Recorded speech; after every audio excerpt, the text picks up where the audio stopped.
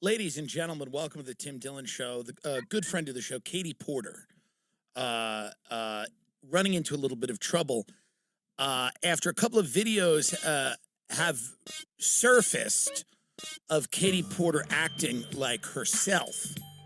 Katie Porter is the woman from the whiteboard. If you remember on the show, we talked about the whiteboard where instead of actual change in America, we have this theatrical show every few years where a senator, congressperson, whatever, will show up to Congress and put like a Jamie Dimon type on the hot seat. You so kind. And that was Katie Porter. She did the whole thing with the whiteboard. She was writing all these letters, and she's like, all these numbers on the board, and she's like, well, how would somebody that's paid what you pay them even live? How would they even live? And Jamie Dimon's like, I don't know. CEO of Chase is like, what? I don't know how anyone lives. And everyone's like, yeah, she got him. And then, of course, nothing, happens. And I said, on the show, Jamie Dimon probably gets on his jet afterwards and goes, who is that? Can we kill her? What's going on? But if you're a CEO of an American company, every few years, it is an established fact, and it's built into your calendar and your schedule that you're going to have to go take a performative beating in front of Congress, and then nothing fundamentally would change about the way that you did business. Katie Porter 13. was that person who would come out like an angry mom. Cut it out back there. You picture her like sitting there. Yeah, here we go. Let's watch a little bit of the whiteboard. Just give you an idea of what I'm talking about. Do you know? I do not know. 14.4 billion. 14. What's 40% of 14.4 billion? So, 52? Yeah, the CEO never knows. Pretty good math. $5.6 billion. Now, by the way, there's people in a hospital bed going, how does this, is this gonna turn in my favor? And the answer is no. The answer is no, but it is entertaining because you go in front of Congress and Katie Porter goes, by the way, and that's how she got famous. This is how Katie Porter gets big. This is how she catches the national attention. She brings in the CEOs and she shames them. She brings out her whiteboard and she has that character. Everyone has a character. And her character is crazy, like she's a mom and she's had enough. That's her character. She's a mom and she's had enough. You can picture her in the minivan and it smells like a dog and there's two kids in the back and they're throwing French fries at each other. And she's had enough. And if you're a mom that's had enough in America, Katie Porter is your person. Whoa, okay. She's not a glamorous woman. She's not especially articulate. But she is a ball of energy, and it's all brute force with Katie Porter. She's gonna tell you the deal. So now, Oh, you fuckers got me. it's nice to Oh, you watch her fuckers upbeat. got me. And after these Oh, you videos came fuckers out, got by the me. way, over at Kalshi.com, this, this great site that looks at people's chances, and you can bet on it and make money. Her chance of becoming governor in 2026 has plummeted from 40% to 18% on Kalshi.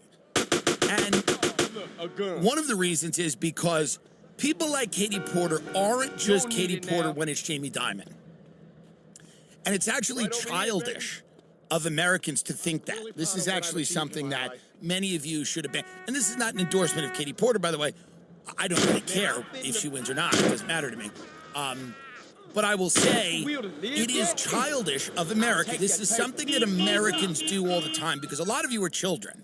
Hopefully not the people that listen to this, but many of you are children.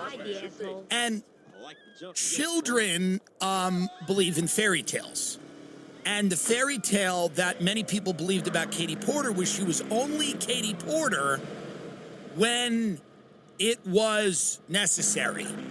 She was only that rude, you know, boisterous woman fueled by this fiery passion, and it would only ever get directed at CEOs whom you disliked. That was what, that's a fairy tale. No one is just that when it counts.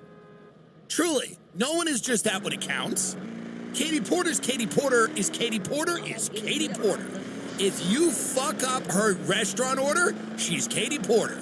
If you're Jamie Dimon, who runs Chase Manhattan, she's Katie Porter. Katie Porter. If you're her staff, her husband, who she dumped hot mashed potatoes on his head, you're Katie Porter. Now, the idea is you should want a woman like this. You should want a cruel, abusive woman.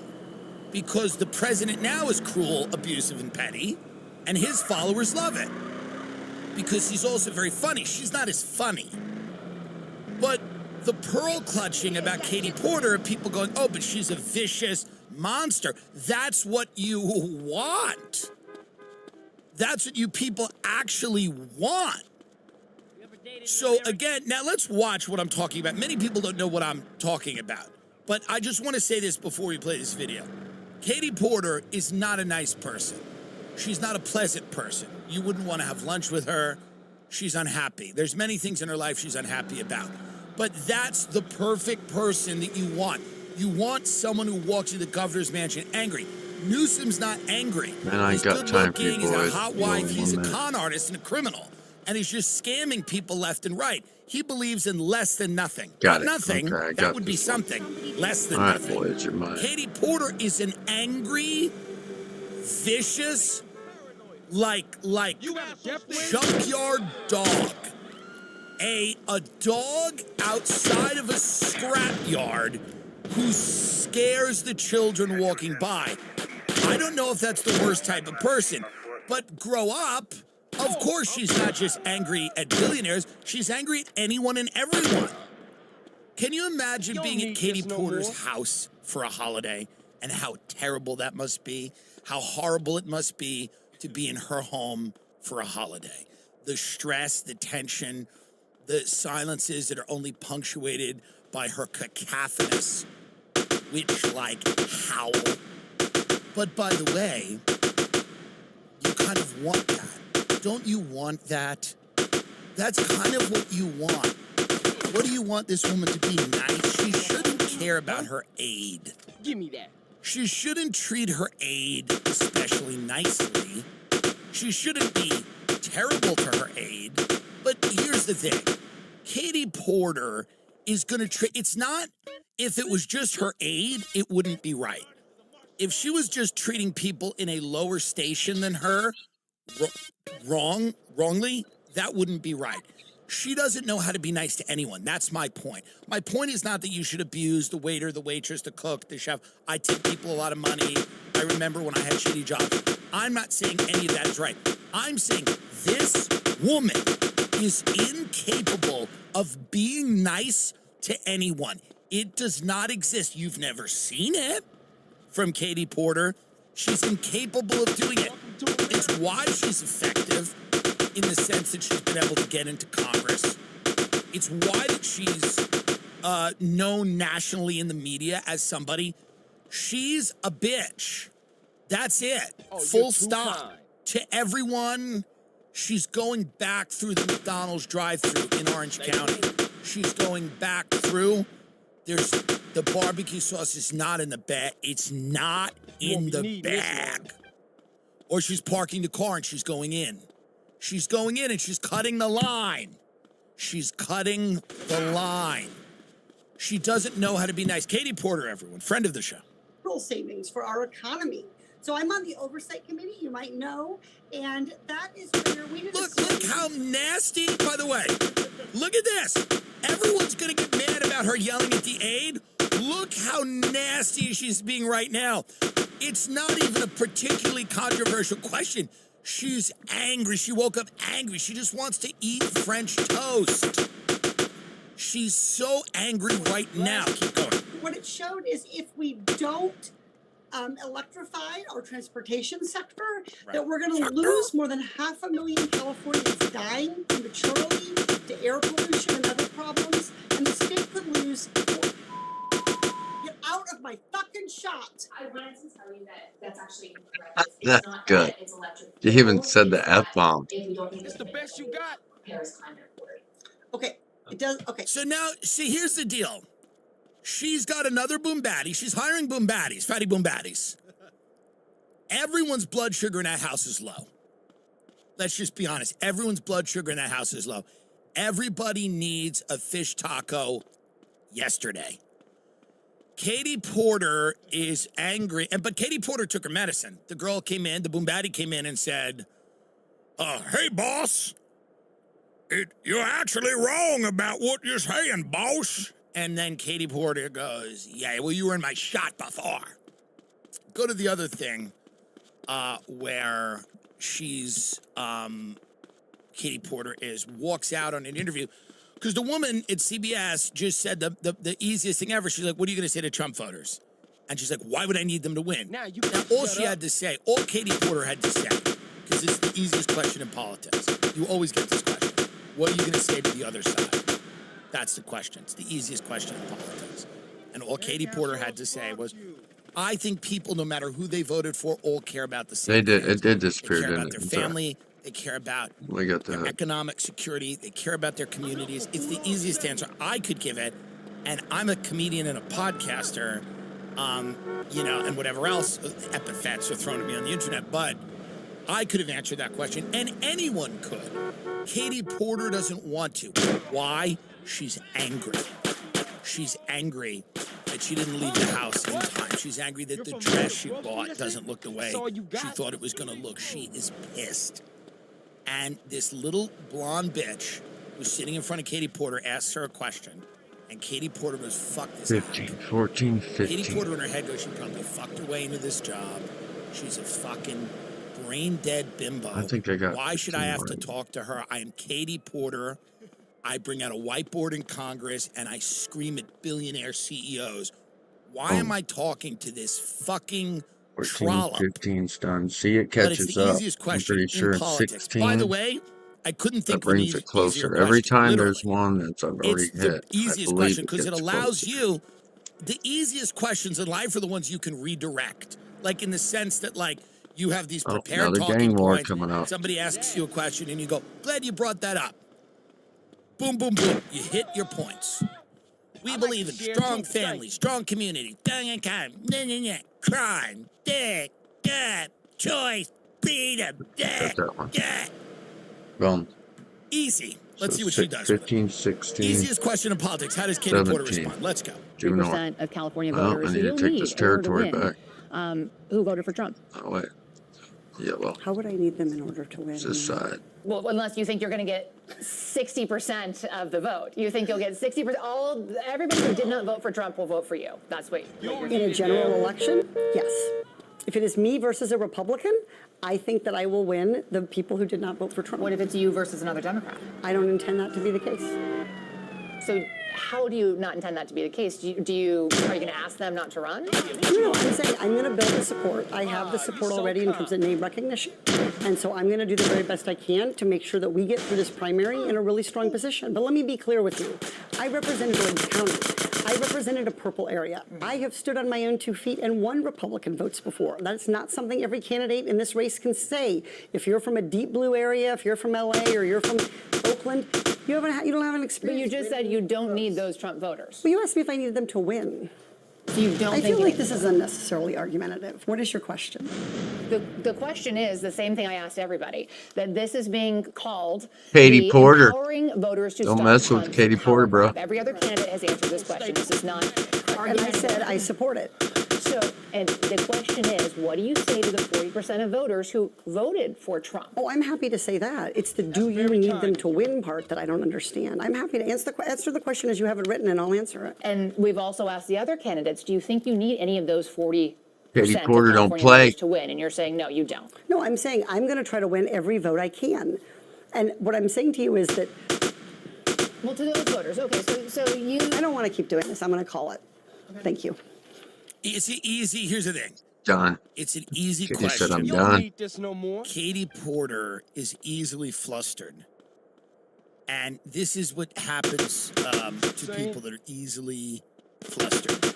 They crash out, as the youth would say. The concept and image of the witch has become one of the most recognizable tropes in Western visual culture, from the Wizard of Oz to cheap Halloween costumes that attempt at being sexy. This powerful image of the cackling crone astride a broom of light, all backlit with the light of the full moon, is instantly recognizable. Yet, it's rather amazing that the concept Run, CJ, run! They're gonna corner you. Centuries to develop. Nice, bro. In Nice. this episode, You got I want this to now, I explore think. what is probably What you the got? earliest and most influential in both what scholars call the elaborative theory of witchcraft, but also the visual imagery associated with witches and witchcraft. That would be Ulrich Molitor's 1489 tract De Lamiis et Phytonicis Mulieribus, or On Witches and Pythonesses. Gotta watch out for the car. In a minute. This text will take up the leading questions about the nature of demonology from a secular point of view at the dawn of printing and at the crucial moment in history just before the horrifying explosion in the witch trials through the 16th and 17th centuries. Despite the text's support for aspects of the newly emerging elaborative theory of witchcraft, it was also implicitly skeptical of the existence of a Europe-wide witch cult. It calls into question information obtained through torture, and it generally discounted the idea that the witches themselves had any real magical powers at all. In this way, De Lamiis is an important criticism of the more influential Malleus Maleficarum, or the Hammer of Witches, which was published just a few years 10, earlier. 11, where are we In at? fact, the author of De Lamiis, Ulrich Molitor, 1916 had is seen over here. firsthand just Baller how territory. deranged and dangerous the author of the Malleus Maleficarum, Henricus Institutor, was. Despite the moderate positions of the De Lamiis, the tract and its woodcut illustrations Got would go on to 16, become we're one on of 17. the most reprinted demonological manuals in history, with its depictions of witches and witchcraft now concretely is. fixed Nice. into the Western imagination. Good 17. If you're interested in magic, Hermetic philosophy, alchemy, Kabbalah, or the history of the occult, make sure to subscribe here to Esoterica and check out my numerous other backlog library of content on topics in esotericism, including curated playlists on various topics. Also, if you want to support this work of providing accessible, scholarly, and free Yeah, it's content on getting topics closer. and esotericism here on YouTube I just did for free, 17. I'd hope you consider supporting my And work 18 over is at my right across the Patreon street, it with a says. one-time donation through PayPal perhaps, or with the handy little super thanks option you can find below the video. But let's now turn to the 1489 tract De Lamicis et Phytonicis Mulieribus and the foundation of the visual culture around witches and witchcraft. I'm Dr. Justin Sledge, and welcome to Esoterica, where we explore the arcane in history, philosophy, and religion.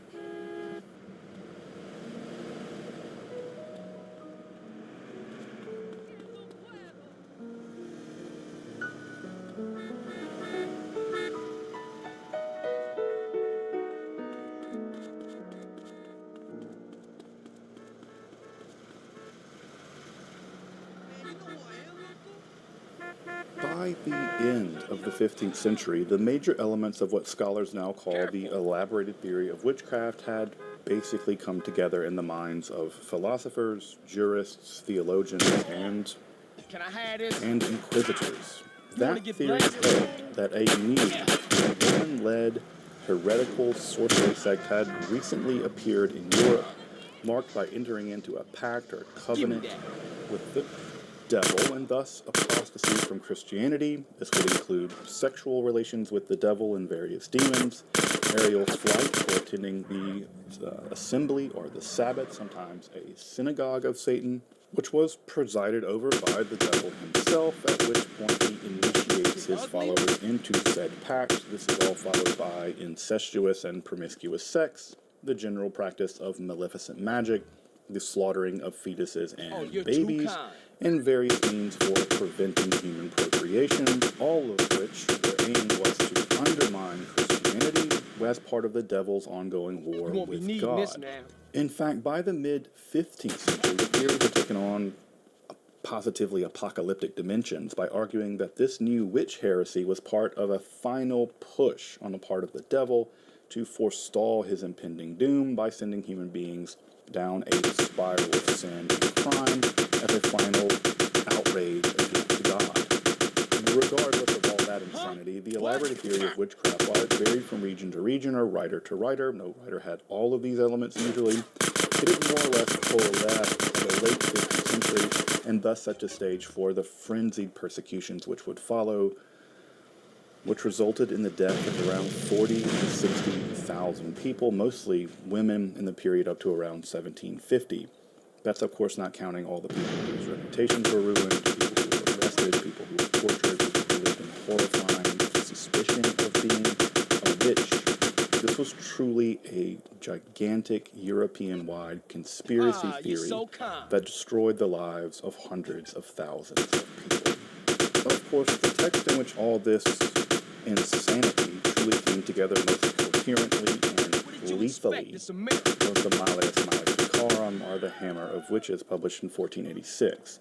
Now, I've made a whole other deep dive into the Malleus Maleficarum, so be sure to check out that episode in the card above. And I can't overstate the importance of that text in the history of the witch trials, and indeed it's the circumstances around the production of that volume, the Malleus, that deeply informed the publication of the subject of today's episode, Molitor's 1489 De Lamiis.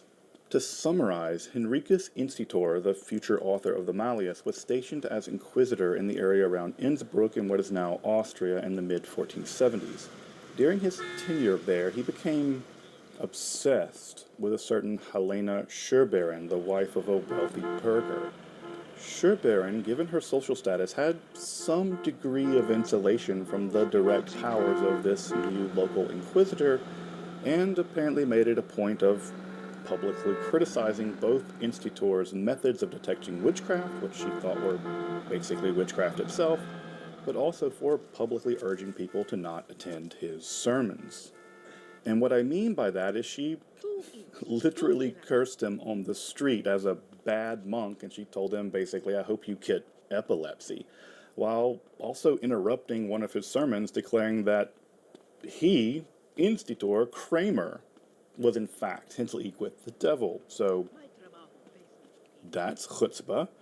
But by 1585, Institor had enough power to bring Schurberin and several other women to trial for witchcraft, specifically on the charges that they used witchcraft to kill a knight, which, medieval times.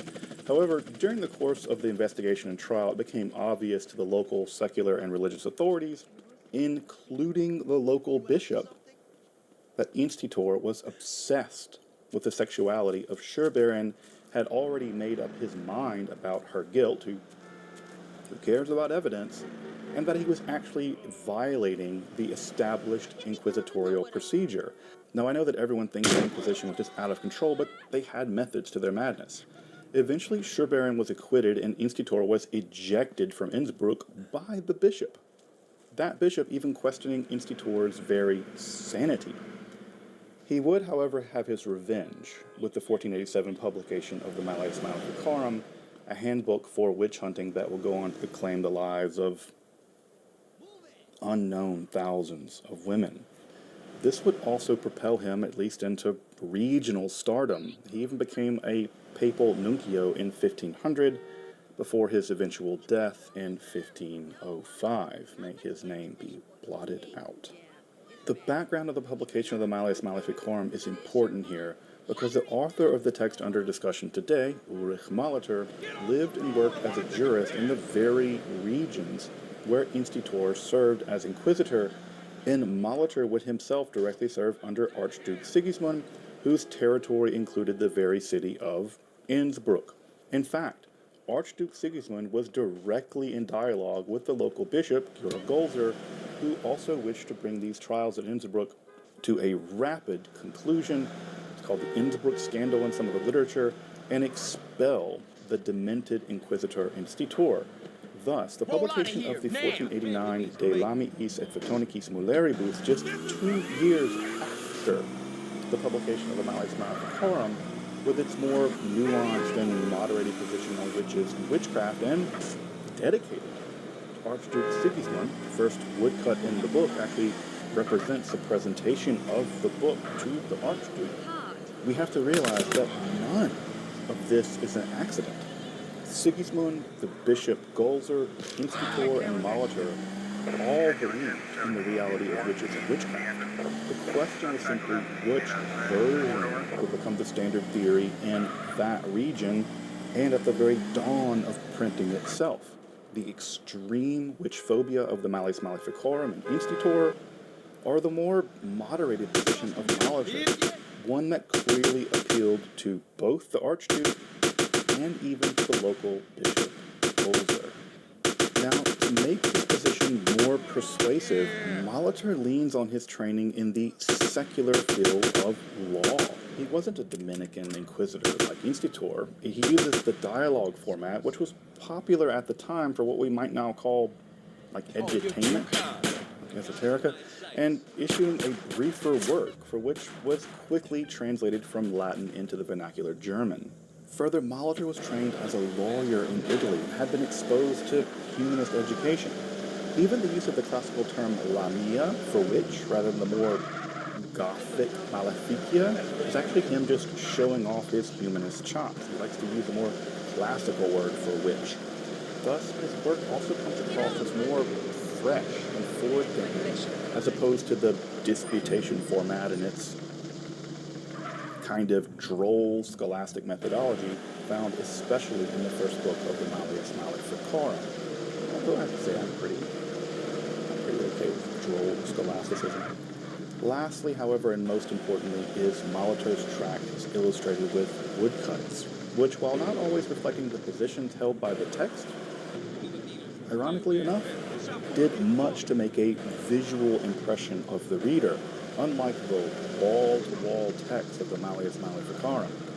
Overall, Molitor's De Lamiis comes across as a more reasonable, again, compared to the insanity of the Malleus, more reasonable, more nuanced understanding of witchcraft, using then modernist humanist reasoning, as well as more medieval canon law, and appeals to patristic sources, along with the brevity, dialogue format, and woodcut illustrations would propel the text into enormous popularity. By 1669, around the height of the witch trials, De Lamiis had gone into 39 editions. More than the infamous Malleus Maleficarum, though sometimes it did appear as an appendix to the Malleus Maleficarum for whatever reasons. In this way, one could reasonably argue that De Lamiis and its illustrations are truly the most foundational demonological text in the Western world. So what's the text about? Well, it's a standard set of witchcraft questions that people at the time were just thinking about as part of what we now call the elaborated theory of witchcraft, but this is again just before the true explosion in the witch trials starting in around 1500. Those would include things like, could witches perform weather magic? This is absolutely the most feared magical power ascribed to witches in the Middle Ages, as the ability to create hail and ruin crops was an utterly reasonable fear for medieval agricultural society, but also the ability to cause direct harm via sorcery, magically induced impotence. The Malleus Maleficarum, for instance, was positively obsessed with the ability of witches to make dudes' penises invisible, make their penises disappear, some Freud stuff. The ability of witches to turn into animals, magical transportation to the witches' Sabbath, which Molitor actually calls the witches' convivium, which sounds so delightful. Witches' convivium. At any rate, whether or not witches can have sex with demons and the devil, and whether or not they can have children from those sexual relations, whether women can tell the future through demonic aid. That's, by the way, where this term at the title Phtonicis Mulieribus, or Pythonesses, Python women, is part of the title, and of course how witches should be punished. That last part, by the way, should be relatively obvious. This is a medieval book, and even though it is more nuanced and reasonable than the insanity of the Malleus, it's still a product of its time, and the death penalty is universally called for, even for general soothsaying. Though, again, despite the text's skepticism on the use of torture as a reliable means of extracting confessions, and even more importantly, doubts that witches are actually part of a Europe-wide satanic conspiracy to destroy Christianity, those are important differences with the Malleus. Despite these more skeptical positions, Molitor still argues that when women or people in general conspire with demonic forces to harm people or gain supernatural knowledge, capital punishment is the only viable remedy. So where does Molitor's De Lamiis land on these questions? Well, the main guiding feature of his thought is that no witches, which includes male witches, by the way, which he loves to use a range of Latin terms for, just to, I don't know, show off how much of a humanist he really was. His argument is that no witches actually have magical powers. None of them. Rather, they work with or benefit from demons who, because of demons' unique nature and powers, can affect harm, or they can kind of tell the future, but only kinda. For instance, no witch can actually affect the weather, argues Molitor, but demons can soar high up into the heavens. They can see really far off storms that are coming in this direction, or other natural phenomena that they can deduce what's about to happen, and then they can inform the witch before anyone else knows of the impending maelstrom. The witch can thus perform what appears to be a spell, like the one with the famed witch's cauldron that you see illustrated, and when the storm does finally arrive, those around them will believe that the storm was caused by the witch, thus mistaking the correlation for causation. Indeed, demons will often just appear and tell witches which opportune days to do such and such spells, thus even duping the witches into thinking that they can perform such dreadful weather sorcery. This is also how fortune tellers work with demons who, because demons can travel nearer to the stars, and they can travel very far away very quickly and return very quickly, or because of this just a great old age of demons, they just know a lot more about the world and thus can make reasonable predictions about the future. Thus, they inform these fortune tellers, or pythonesses, as Molitor has it, in a classical reference to the oracle at Delphi, or just other diviners. Further, only God can change substantial forms, thus no witch can transform themselves or anyone else into an animal. But demons can affect illusions or glamour magic, both making the witch and others believe that such transformations have happened. Flight, or riding atop animals to the witch's sabbath, or convivium, is also an illusion, but one directly implanted into the mind of witches by demonic forces, with the journey itself, the meals they eat there, and the dancing, etc., only occurring in the vivid imagination of the witch. They never travel there, and there actually isn't any real Sabbath.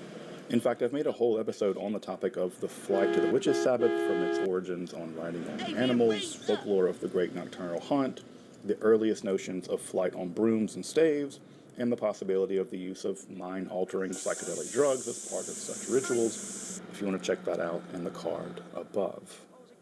But, of course, God can punish men with impotence, and witches via demons can take credit for it. But again, because marriage is a sacrament for the purpose of procreative sex, at least in the mind of Molitor and the Catholic Church, God would only suspend that as a punishment.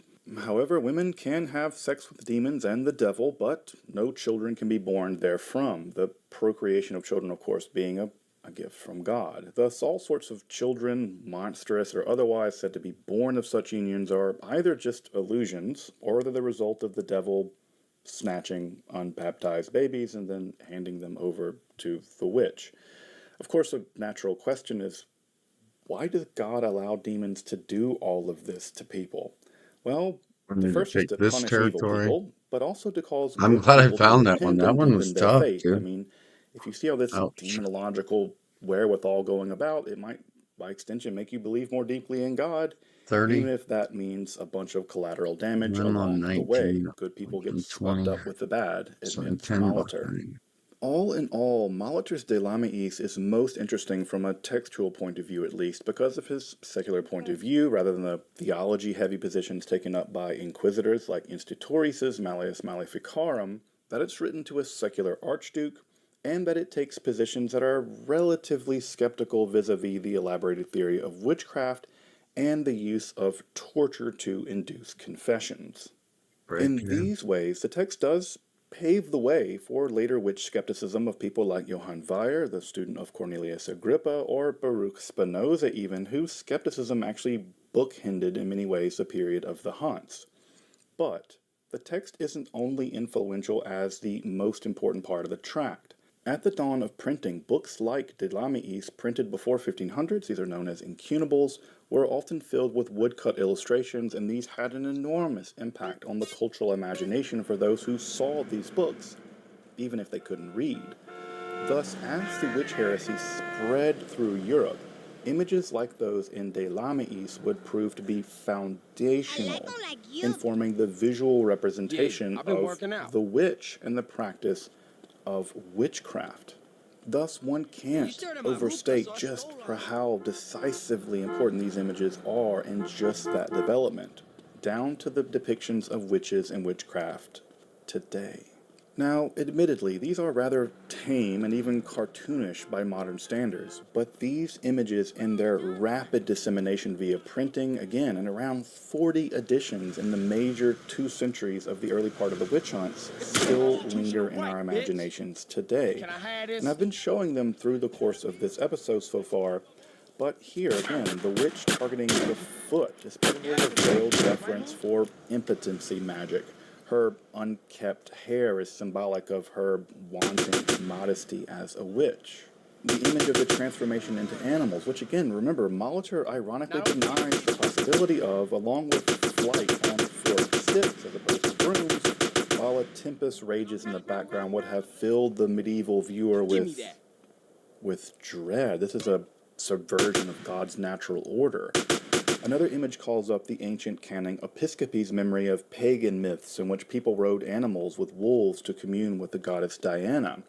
In this image, we actually have a rare male witch, though the wolf looks pretty sad and he looks kind of tired. Bad for this poor wolf. In later editions, by the way, this image would be replaced with a female witch riding on the wolf as the deep misogyny of the witch trials really took hold. In probably the most famous image from De Lamiis, we see the monstrous, tusk-faced, animal-legged, betailed glimpse of the devil fornicating with a witch and a wimple. Witch and a wimple. Again, while these are sexually tame, all things told, they are both standing and clothed, after all. What isn't shown would have actually loomed large in the medieval imagination. Another endearing image depicts 2 witches around a cauldron in which they plunge a snake and a chicken, all the while hail rains down around them. This image, I suspect, more than truly any other in De Lamiis and really any other in the whole theory of witchcraft, would have struck dread into the common medieval person, for whom subsistence farming or rents for feudal lords was the difference between life and death each and every year. This last image is also the most apparently innocuous. In fact, if it weren't in a demonological manual, one would just assume it was a few women sharing a meal. But in this context, we are witnessing the witch's convivium, the witch's Sabbath. Again, depicted despite the fact that Molitor thinks that flight there and the convivium itself only occur in the imagination of the witch. Though the dress and food consumed by the witches is strikingly normal. Yet the tree in the background denotes that the meal is taking place in a wooded area, perhaps the first hint at something is strange about this meeting of women in the forest. However, missing are later images of dancing, often naked and facing away from one another, the osculum infame, where the witches seal their covenant through kissing the anus of the devil, the moonlit night of the meeting, or the consumption of children as part of the Sabbath meal, or the vast home in which witches sign away their souls to Satan. None of that imagery has developed yet, and we don't see it here. Of course, these elements would creep into the imagery of the Sabbath over time, but here, a simple tree in the background informs the viewer that Perhaps these women are meeting and dining independent of men in the seclusion of the forest, in the wild, where the devil was surely thought to stalk and rule. Again, a relatively innocuous image at first glance, but certainly the object of projection for so many medieval fears and anxieties, especially about independent women and their power. Again, these images form the foundation for the visual representation of witches and witchcraft, and they remain just as important, perhaps more enduringly important than even the literary aspects of this important volume. Ulrich Molitor's 1489 tract De Lamiis et Photonicis Moleribus is a crucial glimpse onto the explosive eve of the major witch trials, a moderated alternative to the more famous and diabolical Malleus Maleficarum, a study in the effects of early printing and the foundation for the visual depictions of witches and witchcraft for centuries to come.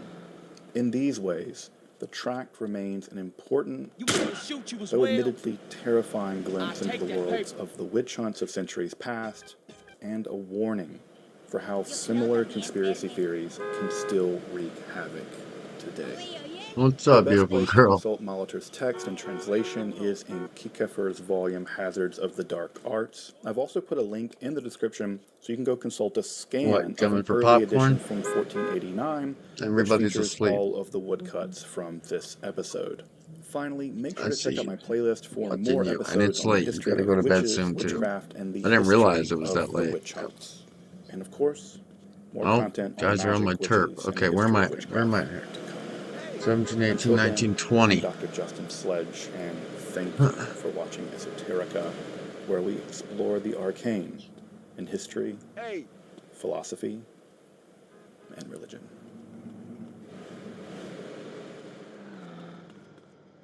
¿Qué onda, homie? Music biz waits for no one, chump.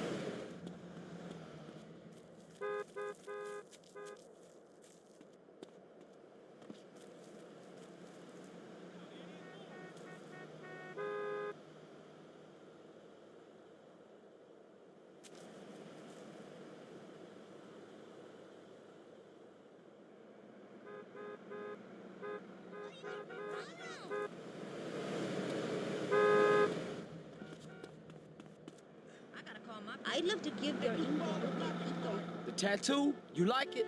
The man seen on this train attacking Irina Zarutska, the young woman who moved to the U.S. from Ukraine to escape war back home, is facing federal murder charges, and President Trump is calling for the death penalty, writing that DeCarlos Brown should be given a quick trial and only awarded the death penalty. There can be no other option. Well, it doesn't look like there's going to be a speedy trial. Unfortunately, that tends to be the case in our justice system, even though our Constitution is supposed to guarantee one. But it does also look as though prosecutors have moved forward, or at least progressed in the direction of punishing the alleged perpetrator of Irina Zarutska's stabbing death to the death penalty. And so DeCarlos Brown Jr. Is the suspect in this fatal stabbing that ended up capturing the attention of many people in this country. And the stabbing took place on a train in Charlotte, North Carolina. And so the grand jury has officially indicted DeCarlos Brown Jr. on federal charges. He's being charged with violence against a railroad carrier and mass transportation system resulting in death.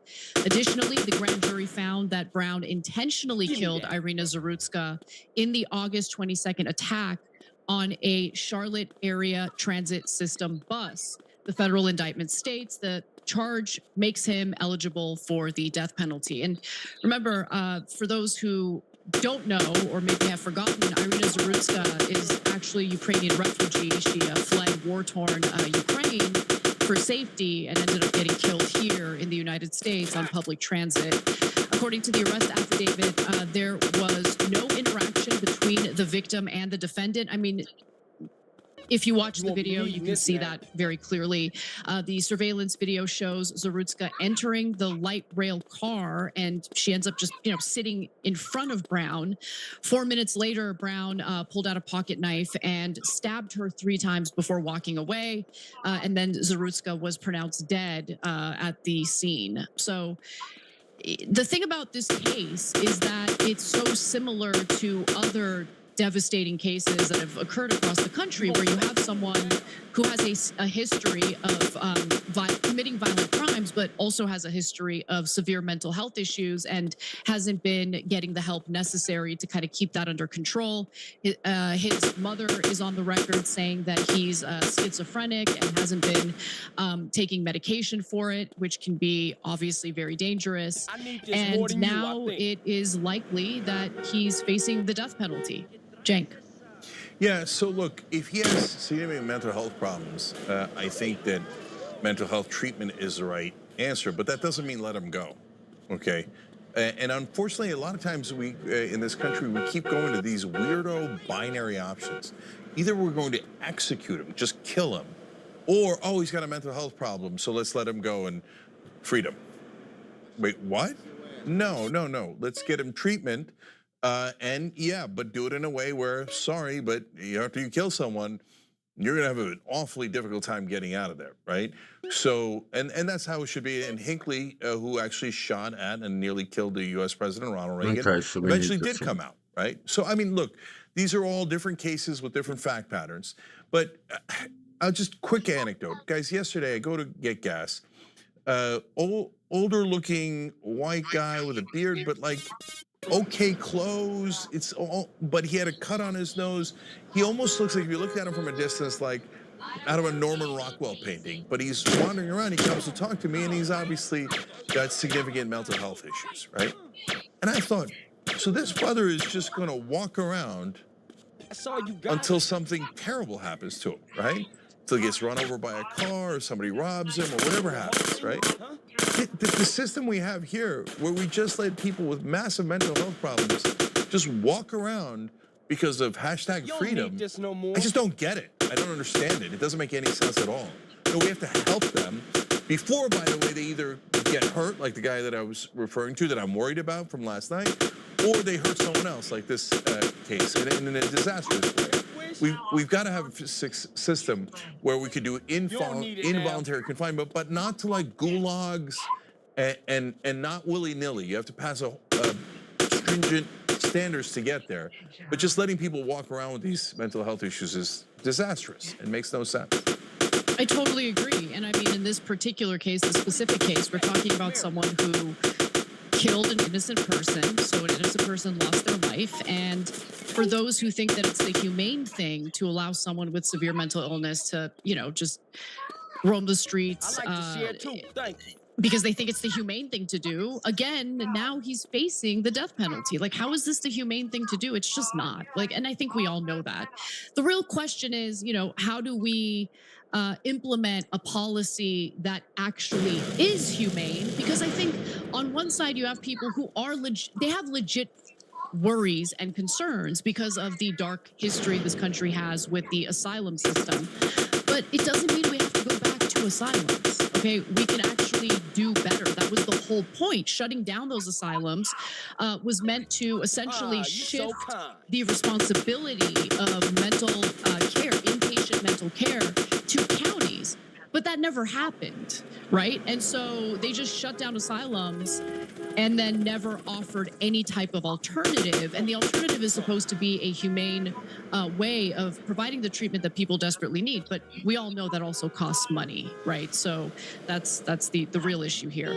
Now, as much as people want swift justice in this case, it doesn't really appear that it's going to come as fast as people would like. So Brown was scheduled to have a Rule 24 court hearing on October 16th, meaning a hearing determining whether the state would pursue the death penalty. But according to court documents cited by local news outlets, this hearing has now been delayed until April 2026. That's the other thing that never gets discussed when it comes to our broken criminal justice system. Just the fact that we are overwhelmed, I guess, and there really aren't any speedy trials unless someone is just kind of willing to plead guilty and, you know, take some sort of deal. And according to local news outlet WBTC, the reason why the hearing was delayed was redacted, but many believe it's due to the state of his mental health. So Brown's mental health circumstance made the delay appropriate. Matthew Mangino, a former district attorney in Lawrence County, Pennsylvania, told Newsweek, more than likely, this delay is about Brown's competency, he said. The Rule 24 death penalty hearing requires that the defendant understand the proceeding and is capable of aiding in his defense. So if that is actually what's leading to the delay, I actually have no problem with that, because you do want to make sure that the defendant is competent to stand trial. I think that's the right thing to do here. But, you know, considering the abundance of evidence that he did, in fact, carry out this murder or this manslaughter, it's not looking good for him. Yeah, no, there's a lot of attention to this case, so he's in a world of trouble. But delaying it so that they can determine whether he's competent to stand trial is very normal. That's usually how things work in America. So this trial will be somewhat politicized, but again, he definitely did it. That's not the question. The question is, yes, but what are we going to do with it? Right.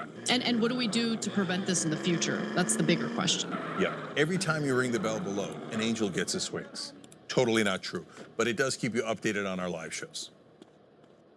That's one of the two paths of the YouTuber, I suppose. On one hand, they'll use YouTube as a springboard to get into other things, bigger things like directing. On the other hand, they'll use YouTube to bring you the sponsor of this video. This video is brought to you by Skims Underwear, now for men. I know, a sponsorship for let the drawers cat on in. YouTube It's everyone movie asleep. review I'll get the channel. cat. Sounds pretty strange. That's what I thought. And then they were like, hey, we'll send you a couple pairs. Sydney, you still See what you awake? think. A warm for a day. I was like, wow. So does October work? Is that good? Because these are next level. And it's like this. Most of my audience is dudes. And the thing we don't talk about, we're always on the lookout for the perfect pair of drawers. I got your back, guys. Say goodbye to buying a pack from the supermarket that feels like you're wearing the rough side of a sponge for a day. And for my money, giving a special shout out to the stretch boxer briefs. They're breathable, light, gives you that feeling of freedom, but not too much freedom. You know, it's the balance you're looking for. Support yet light. So click the link in the description to shop Skims Men's at skims.com. And after you place your order, be sure to let them know I sent you. Select YouTube in the survey and then select my channel in the drop-down menu that follows. And now let's get Stuckmanized, hopefully.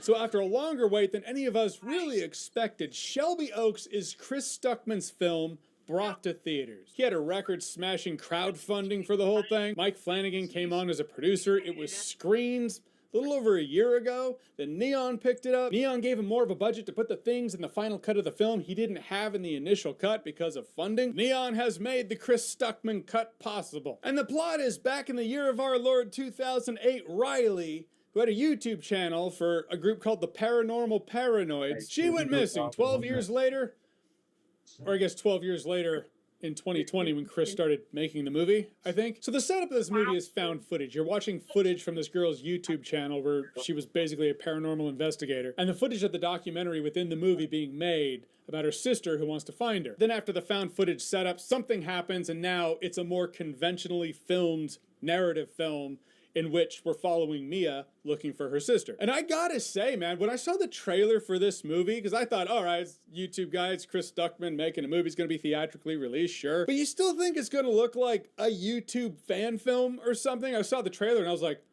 oh, holy shit, it's not completely found footage. It looks like it's a movie. I don't know. Call me surprised. I didn't expect that. And some things work, some things don't. But what works out the gate? Mia. I thought she was great. Camille Sullivan plays Mia. The entire film is seen through her eyes. No, here we go. It concentrates on her hands down more than anyone else. It's not even close. And when you have a strong You got lead in the fat, Cat. film, doing the Why are you job, bugging doing me? it well, clocking into work, that makes all the difference. Not all I'm pretty the sure dialogue you got works. fat. But you know, she's All right, just clocking into defending work. my Also, territory. as I kind of said before, the movie I got a looks second solid. here. It looks great. It has an effectively All right. horror-filled atmosphere and tone, as 15, well as 16. solid Get off me. cinematography. And it all really works when Chris is 20, utilizing 21. the concept that less is more. Those moments where there's a brief glimpse in the shadows or the windows that something is there. I loved it when it cut away and I was like, oh, I want to see more, and I didn't get to see more.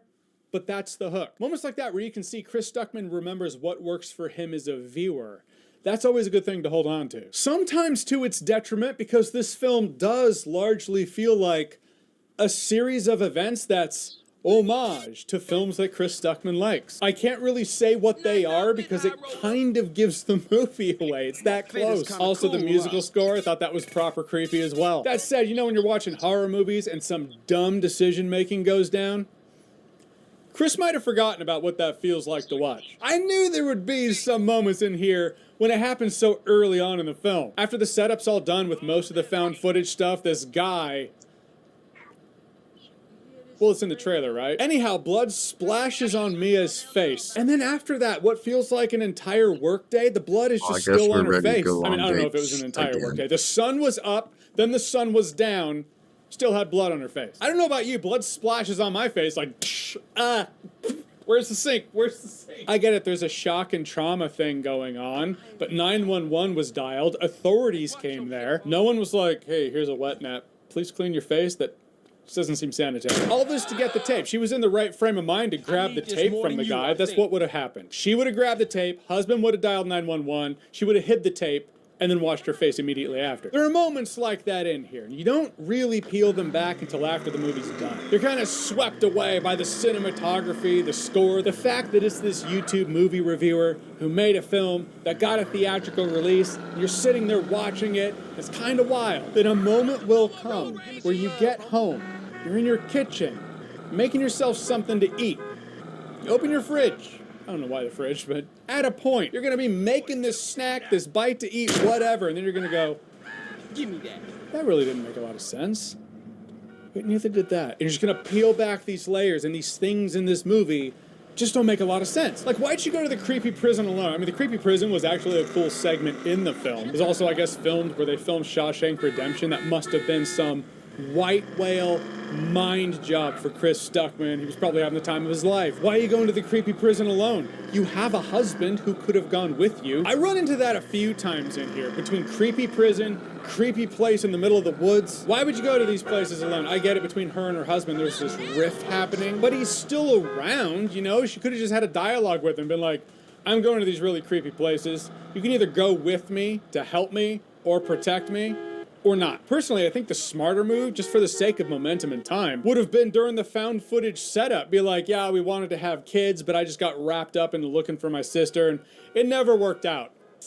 And then he left me. And now there's no lingering husband, so there's a reason she's going to these places alone. As it stands, she's just electing to go alone, cause. It's alright, I'm sure the hellhounds are super sweet out there in the creepy places in the middle of nowhere. More jump scares than I feel the film needed. Jump scares, couple of effective jump scares, but more than you would expect from someone who has spoken against jump scares. There's this moment with a photo album. This photo album exists just to show the audience, okay, audience, and there's some chronology of events. Now you know that happened. Because there's no other way anyone could think of to illustrate what has been going on. Who took those pictures? Who developed the film? Why keep those moments? This movie also has a bit of a pacing problem. It's only 90 minutes max. I think it's less than 90 minutes. Google says 1 hour 42 minutes. That is more. I believe that includes credits though. Yeah, this movie oddly has a lot of irons in the fire, a lot of things that need to happen.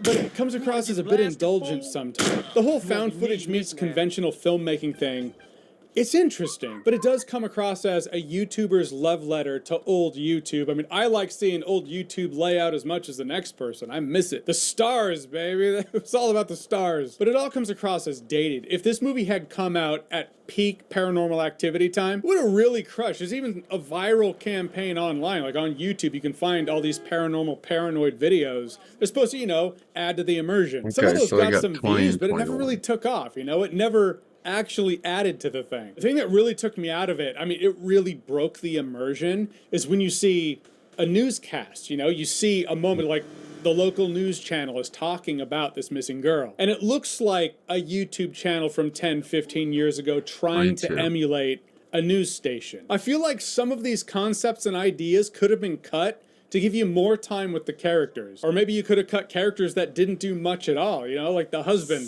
Gone. It's a film that's easily ingested, but not so easily digested. You start digesting it, you start thinking about, wait a minute, why didn't she give the tape to the police? You know, that one cop who really seemed invested in her finding her sister and looked like he wanted to help? Right there, husband should have been gone. He should have been the dude with her, and they're going out looking for her sister. It has some cool ideas, concepts, and some solid moments. I get that Loki in Dogma said life is a series of moments, but when put to film, it should feel more like a more cohesive series of moments. As it stands, it feels like this search quest that takes place in an area of a few miles. In the end, everyone said it and I'll say it here. I give Chris props. Chris Stuckman, the filmmaker's story, I imagine it will inspire people. But it's my obligation and responsibility to my audience to separate the Chris Stuckman, the director's story, from Chris Stuckman, the director's product, Shelby Oaks, the movie. As it stands, Shelby Oaks, it's all right. The movie just didn't sell me on being anything special. Maybe I shouldn't expect it to, but I do feel you want to come out swinging harder in your directorial debut. It's just a missing person / horror film with a case of identity crisis. However, it does look good and does have some creepy moments. The film's setup had promise, it just didn't stick the landing. And because I didn't feel that fulfillment with the ending, looking back, the movie just comes across as slow to me rather than slow burn. But you might be able to look past those flaws if you're drunk. Yeah, now I'm Stuckmanized. Now I imagine this movie's going to turn a profit, and I suspect Chris Stuckman now has a career as a filmmaker. But I believe it's healthy and even necessary for success to come face to face with your strengths as well as your weaknesses. With Chris, the consistently weakest part of his films, whether it be short films on YouTube, now theatrically released film, is the script. His strength does not lie in screenwriting. I want to see him succeed, and he'll need to come face to face with that reality in order to do it. Either up the script game or direct a film written by someone else. I think it would behoove him the next time around to direct a film written by someone else. I get it, you want to do the whole thing, have your brainchild on screen as you imagined it, as you wrote it. But he can come up with the concept of a story and have someone else write the script. And I think that's the move for his sophomore endeavor. Alright, so Shelby Oaks, have you seen it? What did you think about it? Whatever you thought, comment below, let me know. And as always, if you like what you've seen here and you want to see more, click right here to see more.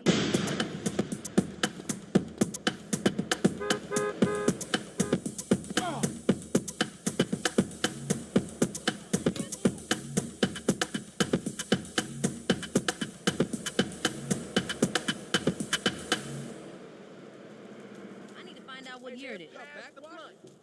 It's Hey 24. Infotron, how's the research on the episode going? Information overload. I am corrupted. Infotron? Whoa!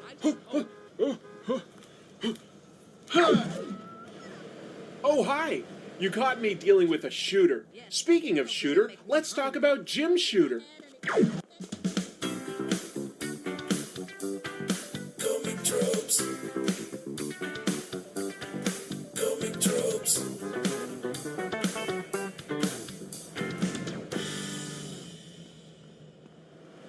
Hello, welcome to Comic Tropes. I'm your host, Chris. Today, I want to talk about the rising and falling fortunes of an important figure in comics.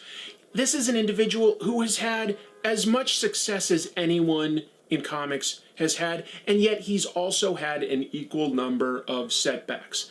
I want to talk about the creative and smart man who has also rubbed people socially the wrong way. I want to talk about Jim Shooter. Let's talk about how he works so that we can try to understand how this guy has brought Marvel Comics to its greatest success ever, only to be unceremoniously fired and then to go through the same thing at least 2 more times. So, without any further ado, let's talk about Jim Shooter. Jim Shooter was born in Pittsburgh in 1951. In 1963, at age 12, Shooter was recovering from minor surgery at the hospital, and there wasn't much to do except read comics. He noted that the DC comics were very similar to the ones he'd read when he was younger, but the Marvel comics, which had debuted just 2 years earlier, were different. More grounded, with people in the real world, and with characters that had flaws and problems in their personal lives. He spent a year reading both and comparing them, feeling that DC needed help. In 1965, he sent some scripts and art for Legion of Superhero stories to DC Comics. Editor Mort Weisinger bought them and commissioned him to write Supergirl and Superman and eventually write Legion stories as well. He was only 14 years old, still the youngest writer for any major publisher. As a teenager, he created Legion characters like Karate Kid and Pharaoh Lad, as well as villains the Fatal Five and the Sun Eater. He also created Superman villain Parasite, and worked with artist Kurt Swan on the Flash vs. Superman foot race story, Superman's Race with the Flash. Jim Shooter displayed great storytelling skills at an incredibly young age. He was there nearly from the very beginning of the Silver Age, competing against men nearly twice his age, maybe even more, for work. So he has been actually creating stories for half a century at this point. In 1969, Shooter began working as an editor at Marvel. He went back to DC to write Superboy and the Legion of Superheroes, but he claims he did not get along with both Superman editor Julius Schwartz and Legion editor Murray Boltinoff because they had him perform more rewrites than he felt was necessary. So when Marvel asked him to return as an assistant editor and writer in January of 1976, he eagerly accepted. Marvel was growing quickly in the 70s, but part of that growth led to rapid turnover at the top. Stan Lee had been the original editor-in-chief, overseeing the Marvel titles, and he handed the reins over to Roy Thomas in 1972. But then the role became a revolving door as the editor-in-chief struggled to keep Marvel's books coming out on time. Between 1972 and 1978, there were 5 different editors-in-chief: Roy Thomas, Len Wein, Marv Wolfman, Jerry Conway, and Archie Goodwin. It was time for Marvel to get on the right track or to fall apart. Jim Shooter was installed as editor-in-chief in 1978, and his first priority was making sure that Marvel's comics came out on time. Marvel had been plagued with delays, and it was costing them a fortune with their printers. What Shooter did was install a bunch of different group editors over various titles that would all report up to him. He began to exert very tight control over the comics that he was editing, and Marvel began to soar under his leadership. Along with the books being released on time, Shooter began courting all the top creators in the industry. He installed a new royalty system that rewarded the writers and artists for books selling well. He also took big steps towards treating creators the right way, famously returning Jack Kirby's original artwork to him. In 1981, Shooter launched the Epic imprint within Marvel that allowed creators to publish work where they retained the full rights to their creations. This meant Marvel, through the Epic imprint, was publishing work by top-tier creators like Doug Moench, Paul Gulacy, and Jim Starlin, but also importing the best foreign creators like Mobius and Katsuhiro Otomo. During his tenure as editor-in-chief, Shooter oversaw acclaimed runs like Chris Claremont and John Byrne on X-Men, Walt Simonson on Thor, and Frank Miller on Daredevil. When a fan named Randy Schuler pitched the idea of a black stealth costume for Spider-Man, Shooter bought the idea for $220. He had artist Mike Zeck design it, and it was used in Secret Wars. Eventually, writer David Michelinie and artist Todd McFarlane transformed that suit into Venom. Marvel certainly spent its $220 well in that case. Whatever he was doing was certainly working on a business level. Shooter also introduced ideas like the first massive crossover event, Secret Wars, beating DC's Crisis to the punch, and putting a monthly title into the emerging direct sales market, publishing Dazzler #1 as an exclusive to comic book stores. Everything was bigger with Jim Shooter. Sales were incredible. Even a book like Dazzler was selling 160,000 copies, which was about 60,000 more copies than Superman at the same point in time. He liked big crossover events. He introduced things like Contest of Champions and Secret Wars. When he had been a writer, he liked that stuff as well. For instance, during his Avengers run, he wrote the Korvac saga, which used every single Avenger at that point, plus the Guardians of the Galaxy. When he was editor-in-chief, he was known for incredibly tight continuity between the various titles, but he also insisted that the stories were being told the way he wanted them to be told. Over his 9-year run as editor-in-chief, Jim Shooter also annoyed both the people that reported to him and the people he reported to. He annoyed the owners of Marvel Comics by extending some of the best page rates and royalties, while also irritating many creators who argued he insisted on the comics coming out the way he demanded. Writer and editor Roy Thomas had left Marvel under a contract dispute with Shooter, and in a 2005 interview he explained, When Jim Shooter took over, for better or worse, he decided to rein things in. He wanted stories told the way he wanted them told. It's not a matter of whether Jim Shooter was right or wrong, it's a matter of a different approach. He was editor-in-chief and had a right to impose what he wanted to. I thought it was kind of dumb, but I don't think Jim was dumb. I think the approach was wrong, and I don't think it really helped anything. For instance, Shooter insisted that Jean Grey had to die at the end of the Dark Phoenix saga because she had killed an entire race of aliens as the Phoenix. He had fill-in issues written for Omega the Unknown to keep it coming out on time when writers Steve Gerber and Mary Screens fell behind on their creation. And there were bigger claims of interference by writers like Tony Isabella, who had written an arc on Ghost Rider where it would eventually be revealed that Jesus Christ was helping Ghost Rider against the devil. A hasty rewrite just before publishing had the character renamed to simply The Friend. At the time, Marv Wolfman was the editor-in-chief, and Shooter was just an assistant editor, but Isabella insists that Shooter performed the rewrite. By the end of his time as editor-in-chief, Shooter had lost top talent like John Byrne, Marv Wolfman, Gene Colan, Doug Mensch, and Steve Gerber to rival DC Comics. Most creators were at least content with the payment and the rights Marvel was offering at the time. It wasn't perfect, but it was an improvement. At the same time, Jim Shooter's management style was pushing away and alienating some of the top creators.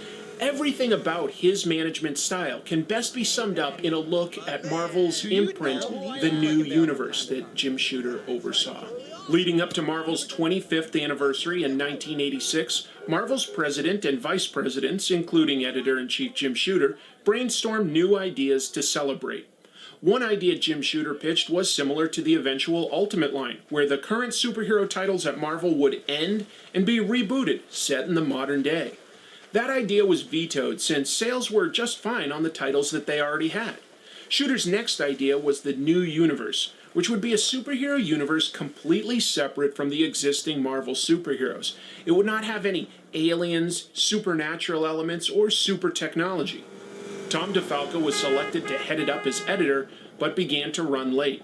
Marvel itself had also cut back on the budget because they were thinking of selling themselves to a new owner and were trying to keep costs low. So Jim Shooter took control and outlined what the books would be about. He assigned editors to write the title and hired new talent, opting to write Starbrand himself. Shooter insisted on the talent to make comics the same way he insisted all Marvel comics be made. They had to consider story structure and to make sure that they were taking the time to establish characters and the issue's conflict right up front. Basics, but story basics that were being overlooked in the chaotic time in which Jim Shooter first took over at Marvel. There was now chaos in a rushed new line of comics. Without big names behind it, the New Universe line utterly flopped, and the people working on the books did not seem to respect Shooter, and the people that took over the titles added a huge event where the entire city of Pittsburgh, Jim Shooter's hometown, was blown up and wiped off the map. Writer and artist John Byrne held a barbecue at his house and invited a bunch of Marvel employees. They burned an effigy of Jim Shooter there, filled with copies of New Universe copies. When Marvel's new editors saw the video, the writing was on the wall, and they fired Jim Shooter. So how did Jim Shooter get fired by Marvel? Well, there's a lot of different accounts out there, but most of them seem to agree that he had simply alienated people. He had alienated his higher-ups who were at the time trying to cut costs, and Jim Shooter was fighting for increased royalty payments and good health plans. And he'd also alienated the creators that worked for him with his tight control and insisting on things be done the way he wanted them to do. So when the Marvel executives finally made the choice to fire him, nobody at Marvel really had his back. Jim Shooter had good business acumen and good big ideas for characters, but sometimes his creative instincts weren't perfect. The Korvac saga was a great Avengers story, but most critics will agree that the finale fizzles out. He'd made other mistakes as a writer, like not addressing how violent Hank Pym came across by backhanding his wife Wasp. He kept some of the more progressive elements out of the comics. For instance, he wouldn't allow any gay characters in the comics. John Byrne kept North Star in Alpha Flight coded gay, but it was never overt or explicitly stated. Jim Shooter himself had written a rampaging Hulk issue where some gay men at the YMCA attempted to rape Bruce Banner. He was a co-writer on the infamous Avengers number 200 issue, where Carol Danvers is brainwashed by the villain Marcus, impregnated by him, and the Avengers allow her to leave with him, never questioning the mental control Marcus states that he has over her. Jim Shooter was fired by Marvel in 1987. After a bit of freelancing, Shooter decided on his next move. He would buy Marvel Comics. Cadence was a conglomerate that owned Marvel and was looking to sell.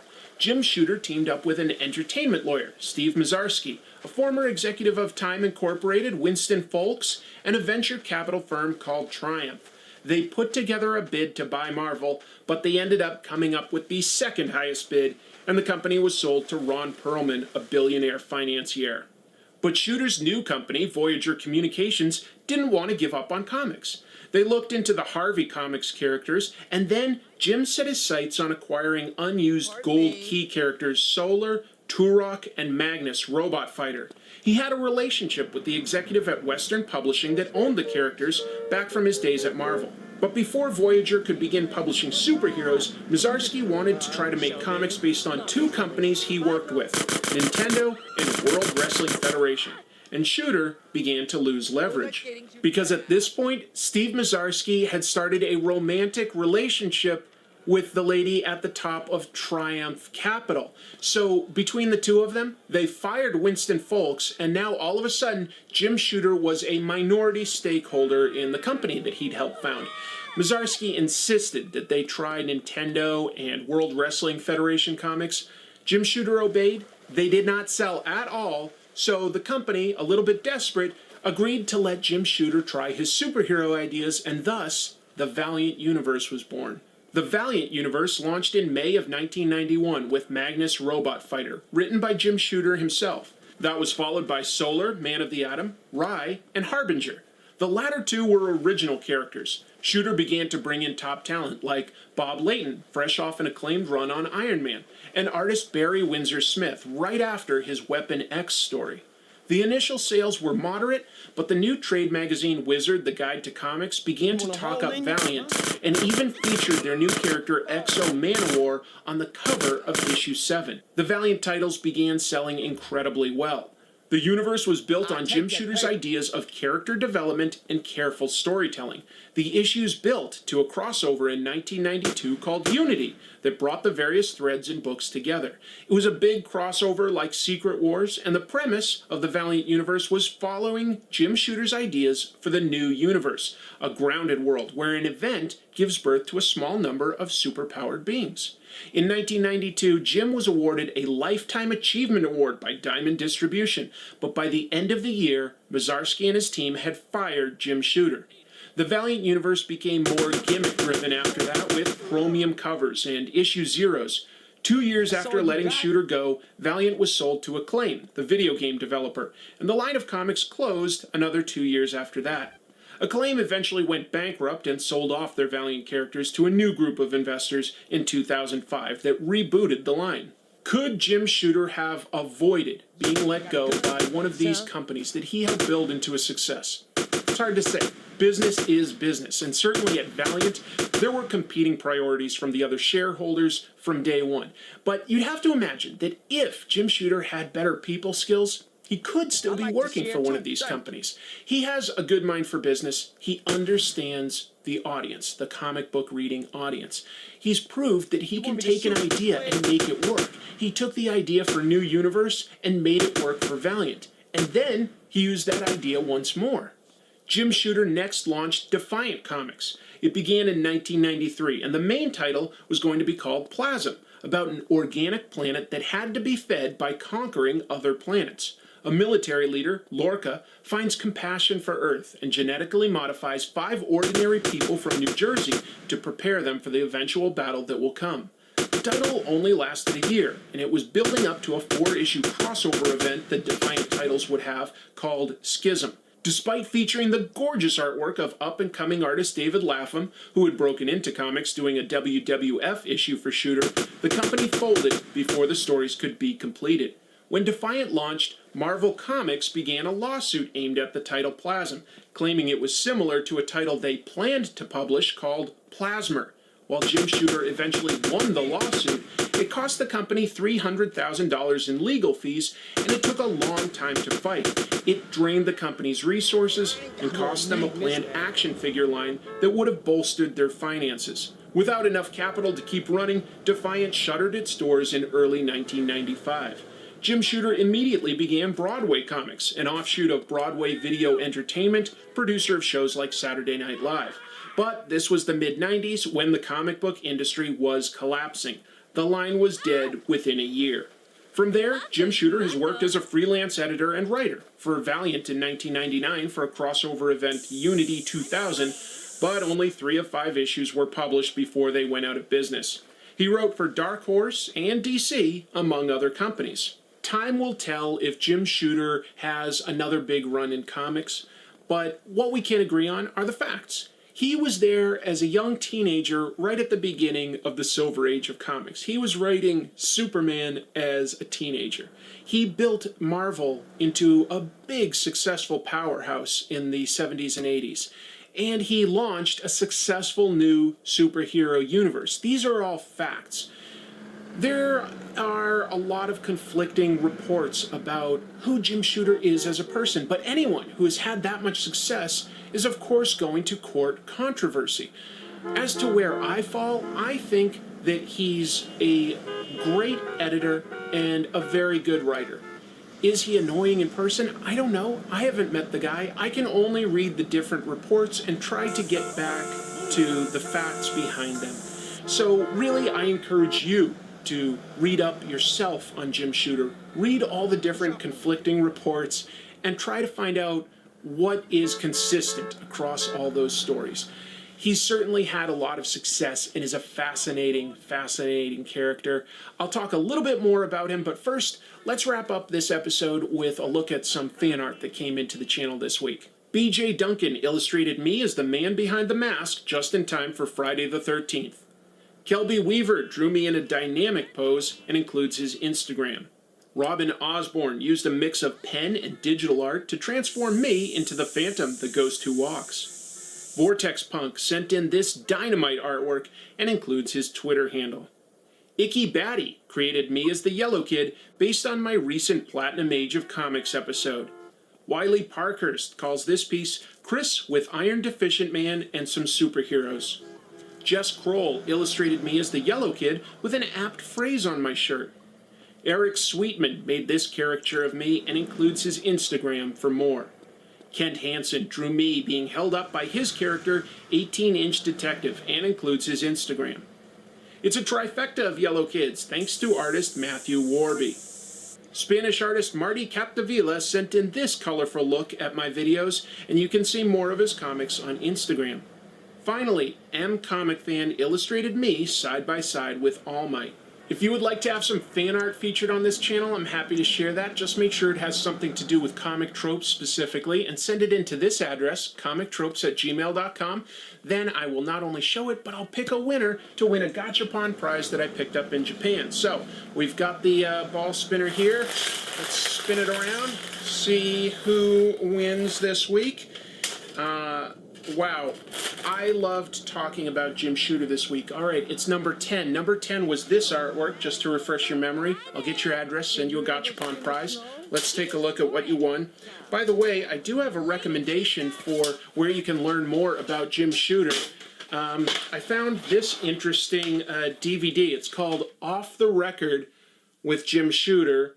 So you can look that up online and you can order this. It's 5 hours of Jim Shooter talking about his full career. Now, of course, this is just one source. So I couldn't take everything he said as a fact because that's biased.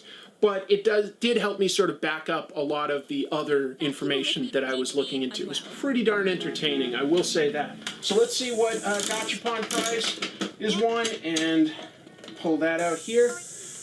All right. Oh, cool. It's some sort of like a whack-a-mole digital game. They've got these cute little kitty cats here or something, and it's a digital game where you just push them when they light up. So that's pretty fun. I'll send that your way. Got plenty of Gachapon prizes. We'll go through that and take it from there. Folks, thank you so much for watching. I appreciate all the growth the channel has had. My goal right now is to try to get about 10% of my overall subscribers to become subscribers on my Patreon account at just $1. If you were willing to pledge even $1, I'd be doing fantastic, and my goal would be I could then do this channel full-time. I've got a lot of ideas for additional content I could create if I had the time and the resources. Who knows? Maybe that'll happen. It becomes closer to reality every day thanks to all of you. And one thing I do think I will do on the Patreon channel shortly is create an additional supplementary video to this, because there were a lot of rumors and stuff about Jim Shooter that I really couldn't verify, so it didn't make sense to include it in this video. But with that sort of context in mind, I think I'd like to just sort of sit down in front of the camera and at least talk about some of these rumors, and maybe there'll be some replies on Patreon and we can have a discussion going about, you know, what we think of Jim Shooter. He's definitely a fascinating creator. So many people seem mad at him, but plenty of people also respect him. It seems like Chris Claremont, for instance, has really nice things to say about his time with Jim Shooter. At least in more recent years, he's said some nice things about him. That's a pretty big name that was working for him at the time. He would know best. Anyway, I really appreciate you all watching this. Remember, wash your damn hands and keep reading comics.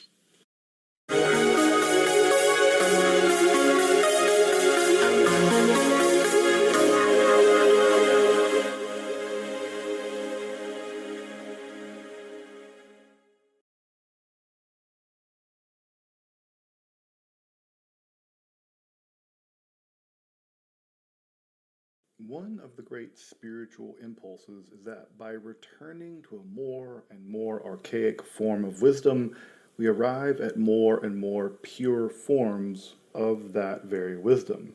Truth was a primordial revelation for which we now only glimpse it dimly, if at all. Thus, scholars, seekers, archaeologists are all driven by a powerful impulse to delve deeper and deeper into the past in search of these most ancient inscriptions, the most ancient manuscripts, and expressions of that primordial and thus pure truth. This impulse toward the primordial truth has never been more strongly felt than in the early modern period and during the Renaissance, where scholars sought out sages like Hermes Trismegistus for their wisdom to place philosophy and religion on a purer, truer footing, and esotericists like Ficino, Pico, Reuchlin, and Agrippa all sought a kind of magical reformation of religion and philosophy on that foundation. This impulse, driven also by the notion that Catholics, Protestants, and Jews shared in common a mystical, esoteric core to their religion, and reaching back to that core would in fact allow them a reconciliation of their faiths and a restoration of a faith most pure. For many esotericists and occultists of that period, that shared mystical core were the mystical teachings of the Kabbalah. But there was a small problem. The library of Kabbalistic wisdom was profoundly technical, composed in Hebrew, but also in the strange Aramaic of the Sefer Zohar or the Book of Radiance, and it was carefully guarded by communities who had faced centuries of genocidal Christian violence. But the last quarter of the 17th century would see the greatest attempt of making Kabbalistic wisdom accessible to the wider world with the publication of Christian Noor van Rosenroth's monumental Kabbalah Denudata, the Kabbalah Unveiled. However, those tracts were puzzling in the extreme, and anyone hoping to make sense of them would need something of an introduction, a primer to Kabbalah. And that Kabbalistic primer would ultimately be composed by the esoteric philosopher Franciscus Mercurius von Helmont, and it was appended to the second volume of the Kabbalah Denudata. In fact, it remains one of the best introductions to the Christian Kabbalah, and it would eventually serve as the foundation for what would eventually become the Hermetic or occult Kabbalah of later schools of esotericism. Make sure to subscribe here to Esoterica for weekly explorations of topics in esoteric history, and if you'd like to support this kind of work of providing evidence-backed, free and accessible content like this on YouTube, then I hope you consider checking out my Patreon or some of the cool merch that we have on the channel. If you're new to the study of esotericism and you want to get the lay of the land and accessible and reliable texts, make sure to check out my study guide. And if you're interested in actual historical books, real historical books on the occult and the mystical, you can check out my Esoterica Rare Bookshop. You can find all those links in the description and in the pinned comment below. But let's turn now to a largely forgotten but profoundly important introduction to the occult world of the Kabbalah. I'm Dr. Justin Sledge, and welcome to Esoterica, where we explore the arcane in history, philosophy, and religion.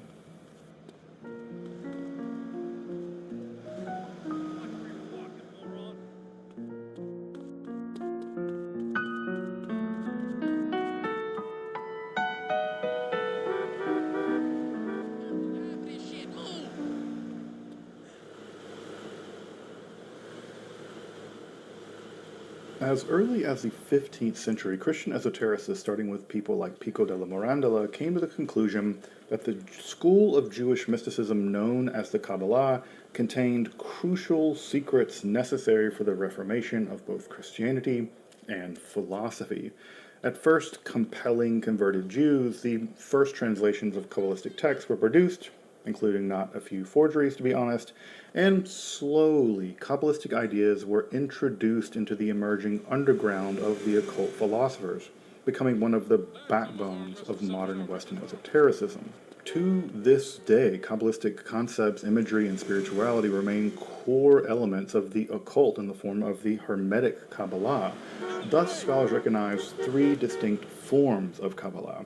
Kabbalah with a K, representing traditional Jewish mysticism, Kabbalah with a C, representing Renaissance and early modern syntheses with Christianity, and finally Kabbalah with a Q, representing the contemporary uptake of those traditions into modern occultism.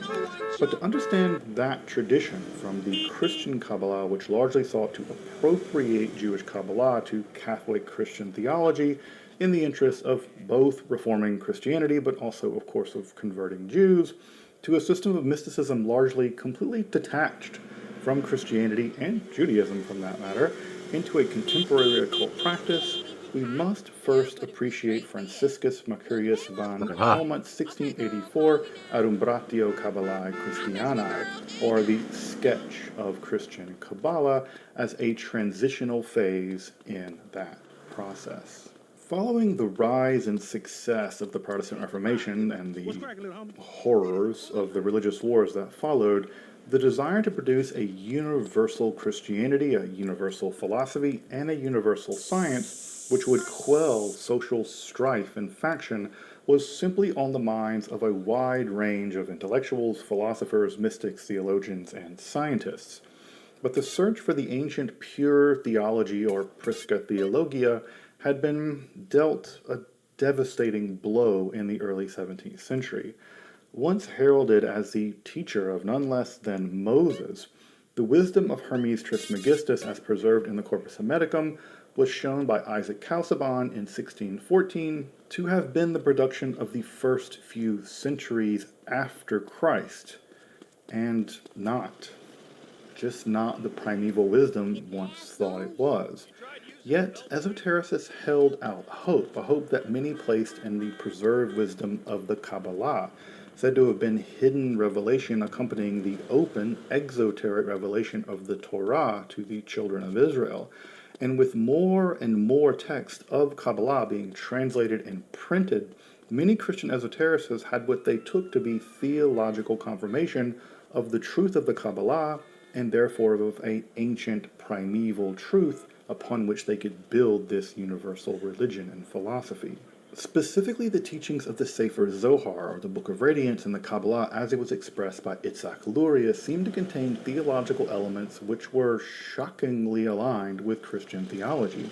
The Trinitarian understanding of the divine emanations, or the Sfirot, the importance of the Holy Spirit, or of the divine feminine element in the Shekhinah, the concept of the divine Son, the use of gematria, or mystical numerology and hermeneutics, the overall plan of salvation, key concepts of exile and messianic redemption.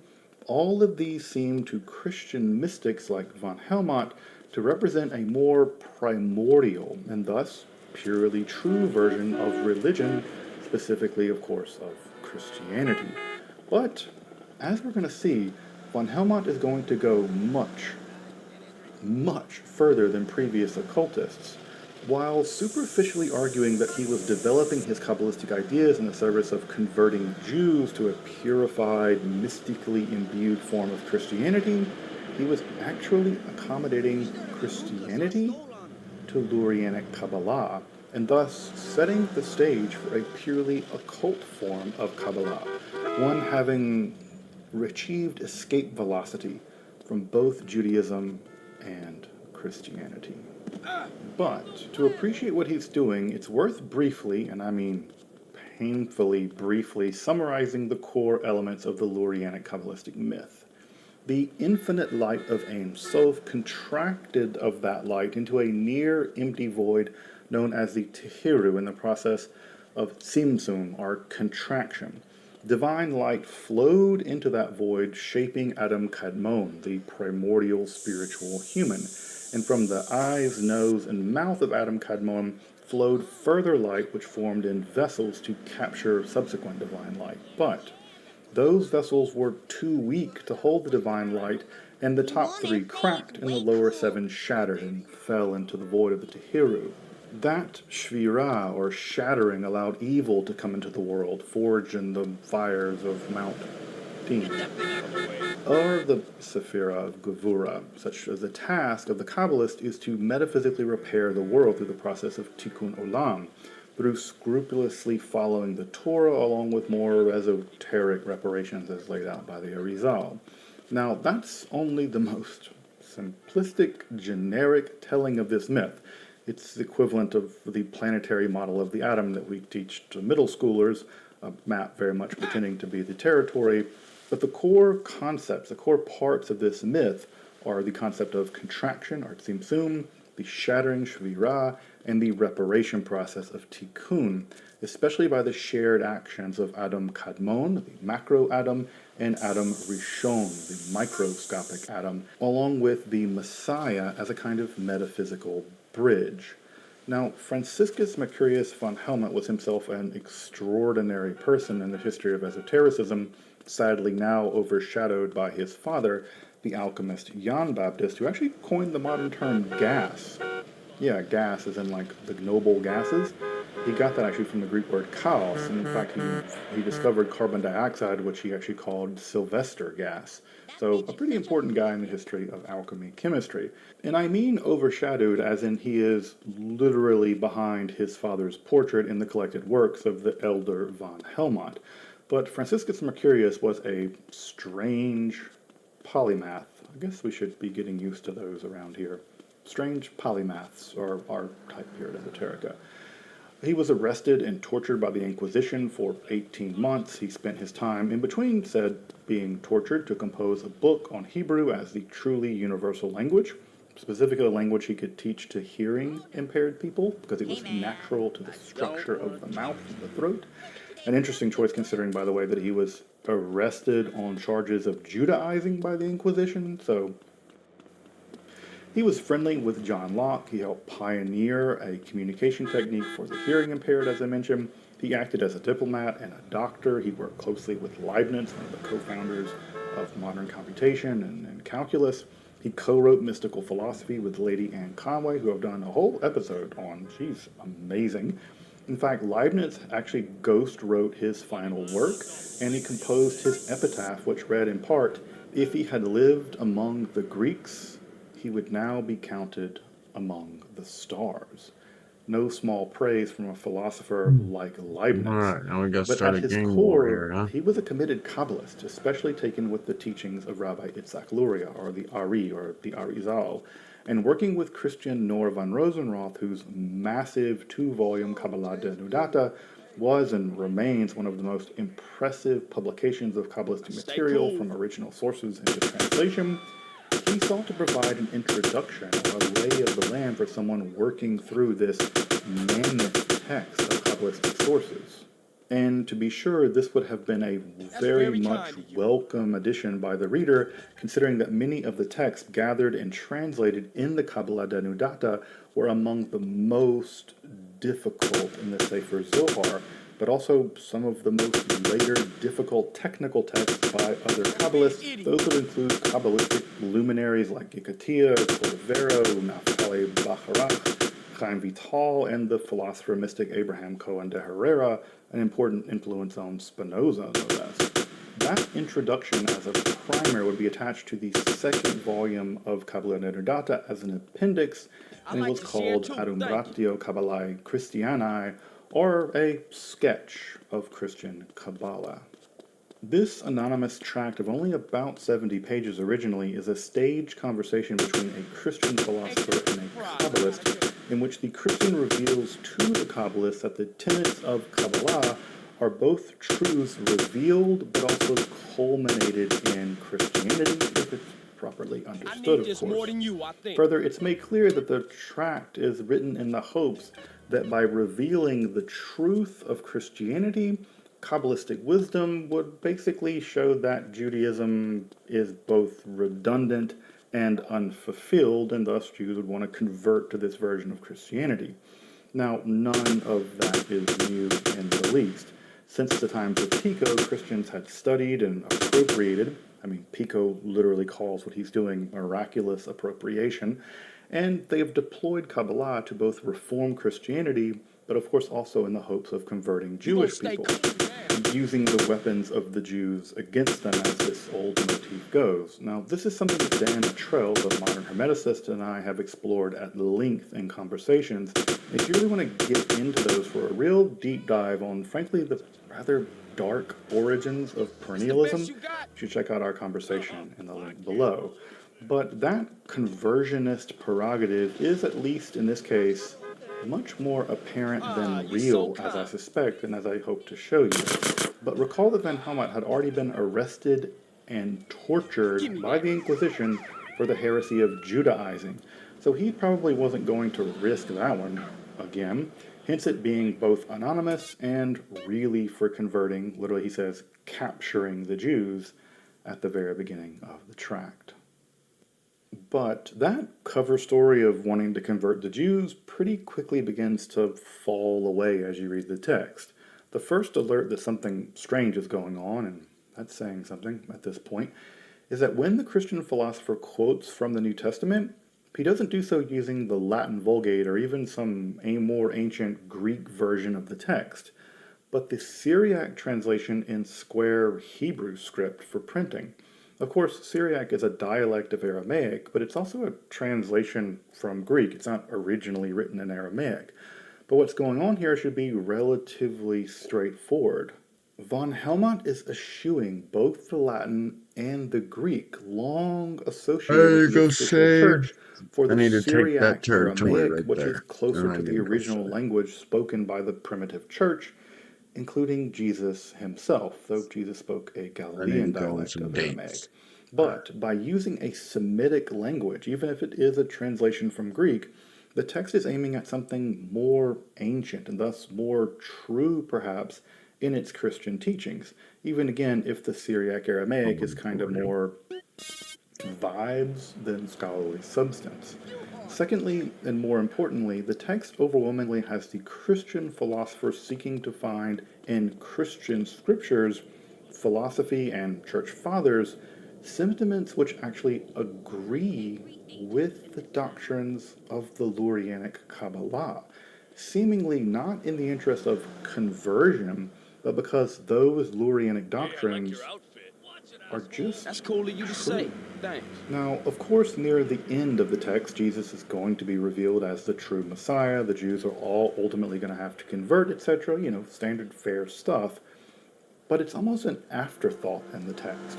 An afterthought, especially considering that the three Kabbalistic doctrines which the Christian philosopher seeks to prove to be true to the Kabbalist, but really to the audience, are the doctrine of contraction, the introduction of evil into the primordial world of the breaking of the vessels, and the process of universal salvation through Gilgul, or reincarnation, along with the final messianic redemption in the process of tikkun, or reparation. Now, let that sink in for just a second. The task of the book is to prove that Christianity proves the truths of these Lurianic doctrines.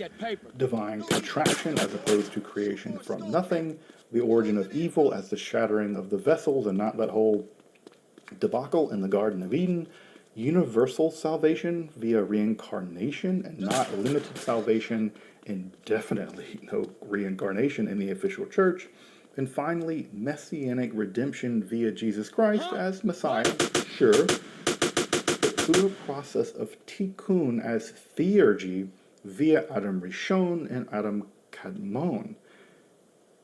It's just breathtaking when you realize what's happening here. This book isn't really for converting Jews to Christianity. It's for converting Christians to Lurianic Kabbalah. So how in the world does von Helmont attempt to pull this off?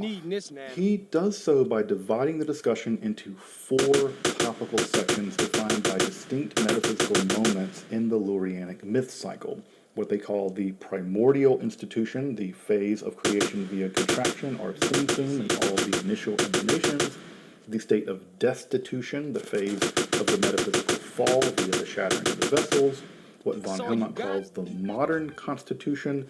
This is the process of redemption, especially the defense of the notion of Gilgul, or reincarnation, and finally the supreme restitution, or the threefold process of the messianic redemption.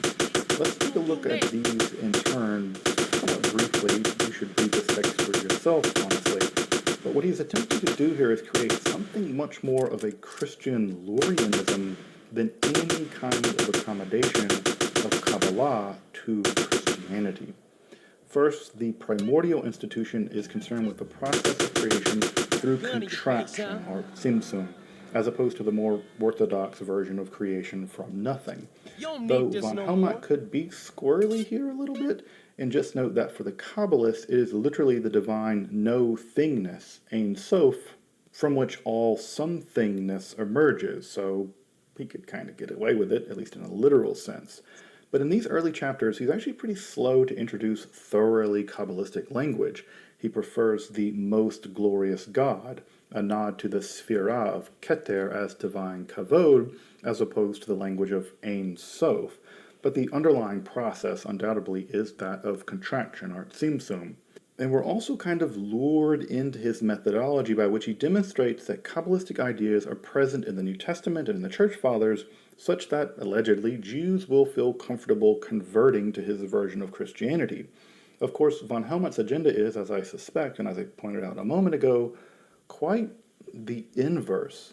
He's making Christians at home in Lurianism, further allowing the Kabbalists to insist that they use terms more symbolically than literally. This will also allow von Helmont to slide between both Christian and Jewish linguistic registers, equivocating as necessary to combine similar terms and concepts which are actually profoundly different between the two faith traditions. Now, this is a very clever trick, this moving between terms which are similar superficially but quite different under the hood. It's a trick I think is clever, but probably not one that actually would have tricked a systematic theologian or a real deep Kabbalist. Probably also wouldn't have tricked the Inquisition. Simsum accomplished, he details the various entities that emerge from the primordial contraction. First, the primeval human, or Adam Kadmon, which he identifies with the eternal Christ. the Sphirot and their configurations as countenances or Paxophim, which he identifies with the Trinity, at least the top of those, the famed four worlds, the five souls, the messianic soul, the combined soul of all of humanity, which he terms the protoplasmic atom, and the angels and demons, along with the substance or substrate that will ultimately become the physical cosmos as we know it. Again, all of this is to be contrasted with the standard account of creation from the universe from nothing typical with Orthodox Christianity. Here we have a system of emanations from contraction. With the major structural components emanated, he briefly describes the cosmic tragedy of the breaking of the vessels in what he calls the state of destitution. Here the divine light cracks the upper three vessels meant to hold them, and it shatters the lower seven. Those shards are transformed into the demonic klipot, which now must be redeemed through the theurgy of Kabbalistic tikkun, or reparation. The modern constitution is kind of the here and now of the system. The finite souls of human beings have come to dwell in bodies capable of both righteousness and evil, both of which act to further entrench the demonic shards or redeem them back up into the divine harmony and oneness. The process of tikkun, or reparation, is accomplished by the shared work of Adam Rishon, who elevates the shards through the following of the mitzvot, that is to say, us, and Adam Kadmon, who separates the shards out and restores them, almost like putting things back as a shattered vessel. However, the process cannot be accomplished fully given two separate conditions. The first is that a human being generates sins through their lifetime that they themselves fail to redeem. Thus, every soul is regenerated, cycle after cycle, gilgul, into new bodies to do further mitzvot, but also to redeem those sins of their past lives in that process of gilgul hanashemot, the rolling of the souls.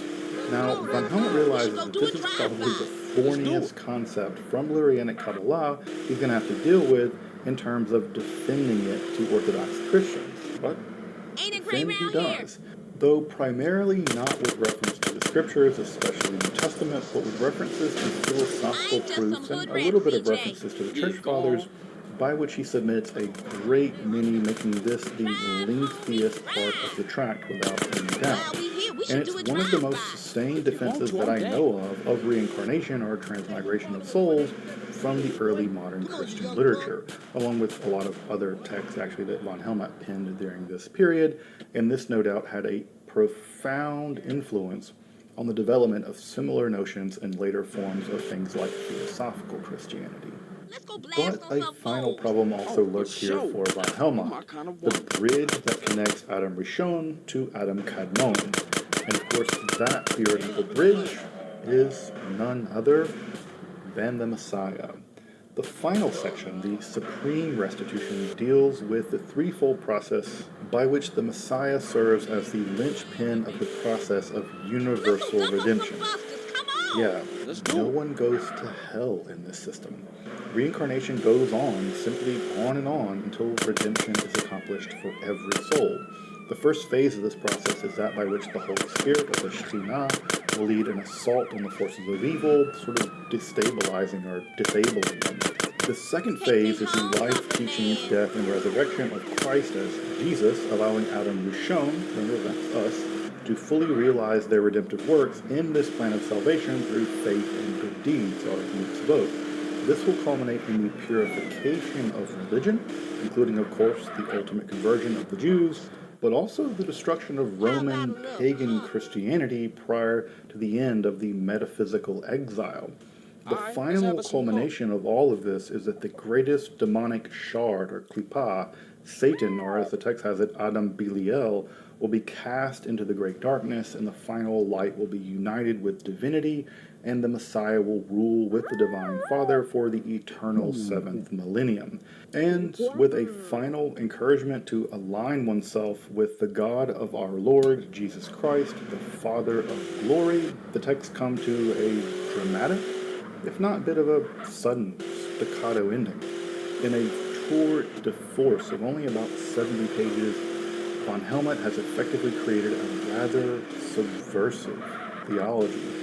one in which some of the most basic elements of Orthodox Christianity are undermined before clearly Kabbalistic elements are sort of smuggled in, hacked in almost. What's most interesting to me about this document, though, is, as I mentioned earlier, that this isn't really an attempt to force Kabbalah, Jewish Kabbalah, into a Christian form, but the other way around.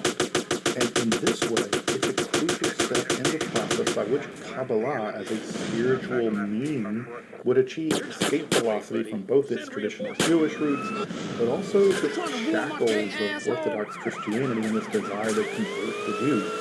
And as such, it paves the way for the development of what will become the occult and hermetic Kabbalah of modern and contemporary esoteric spirituality. Recall that this very text, Kabbalah Benedata, though not this specific text of von Helmont, unfortunately, would go on to be translated by MacGregor Mathers, co-founder of the Hermetic Order of the Golden Dawn in 1887, as the Kabbalah Unveiled, one of the texts of Kabbalah at the center of the contemporary occult renaissance. It's still in print, and it's still as unreliable a translation as you can get, unfortunately. But you might be wondering still, a lot of what von Helmont and previous Kabbalists discovered in Kabbalistic texts like the Sefer Zohar, it does seem to map onto Christian theological concepts rather elegantly. And you'd be right to think that, but not probably because there's some shared mystical core or perennial philosophy at work between the two traditions, or at least that's not totally the reason. As has been shown by scholars of the Zohar like Yehuda Leibowitz, the composers of the Sefer Zohar self-consciously imported some elements of Christianity, especially the Trinitarian nature of the first three Sephirot, specific elements of the Messianism, the Shekhinah as the feminine element of God akin to both Mary and the Holy Spirit, along with several other distinct concepts into the theology or theosophy of the Zohar in its composition in the late 13th century. Now, this was done, at least in part, to compete against the mass conversions that were following the Maimonidean controversy, a kind of anything the Christians can do, we can do better strategy to prevent the hemorrhaging of conversion. But in a somewhat hilarious turn of events, Christians, now 2 centuries later, would discover these seemingly Christian elements in texts like the Zohar, and believing that they were divine secrets revealed to Moses, secretly passed down to Shimon Bar Yochai in his circle, and then revealed to the world in the Sefer Zohar in the 13th century, took them as evidence for the primeval truth of Christianity. Thus, the circles of those that composed the Sefer Zohar had the strange fate of infusing Christian elements into a text, which were later discovered by Christians, then taken to be revelation in the Kabbalah, only to be then prioritized over and against Orthodox Christianity by people like von Helmont, before finally becoming a wholly independent spiritual dimension of contemporary esoteric spirituality. I mean, that's a wild ride, folks. It's like a comedy of errors, but in esotericism, a comedy of esotericism. Shelia Spector has produced a wonderful introduction and translation of von Helmont's Adumbratio Kabbalae Christianae, which actually features a facing page edition of the original 1684. Real, so you can chill out some money for that. Also, I'll say that the work of Alison Couder is actually crucially important to this time period in von Helmont, although her work is often difficult to access at times and often just as expensive, unfortunately. But a lot more to come on the history of the Kabbalah. Until then, thank you for watching Esoterica, where we explore the arcane and history, philosophy, and religion.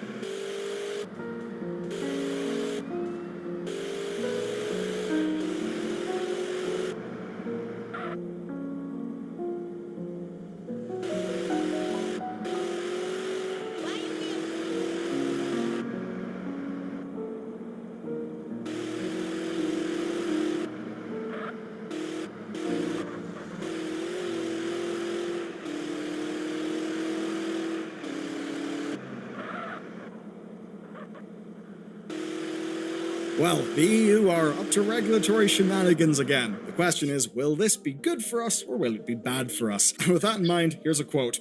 Let's not kill one of Europe's few tech success stories. That was a rather damning statement given by the CEO of Supercell, and its latest shot in a war that has been silently raging since April, because that's when the EU unveiled new guidelines for microtransactions in gaming. And now, after a summer of adjustment, the industry is speaking out. Now, obviously, in one way, that's all kind of hilarious, and we do sort of think, yeah, you've rammed our games full of this bullshit, a lot of it has felt fairly manipulative, it's probably good that someone is getting involved. In big picture, that is what I think. That being said, a lot of people in the industry are saying that this will ruin everything that they've built. I mean, just look at what the Supercell dude said.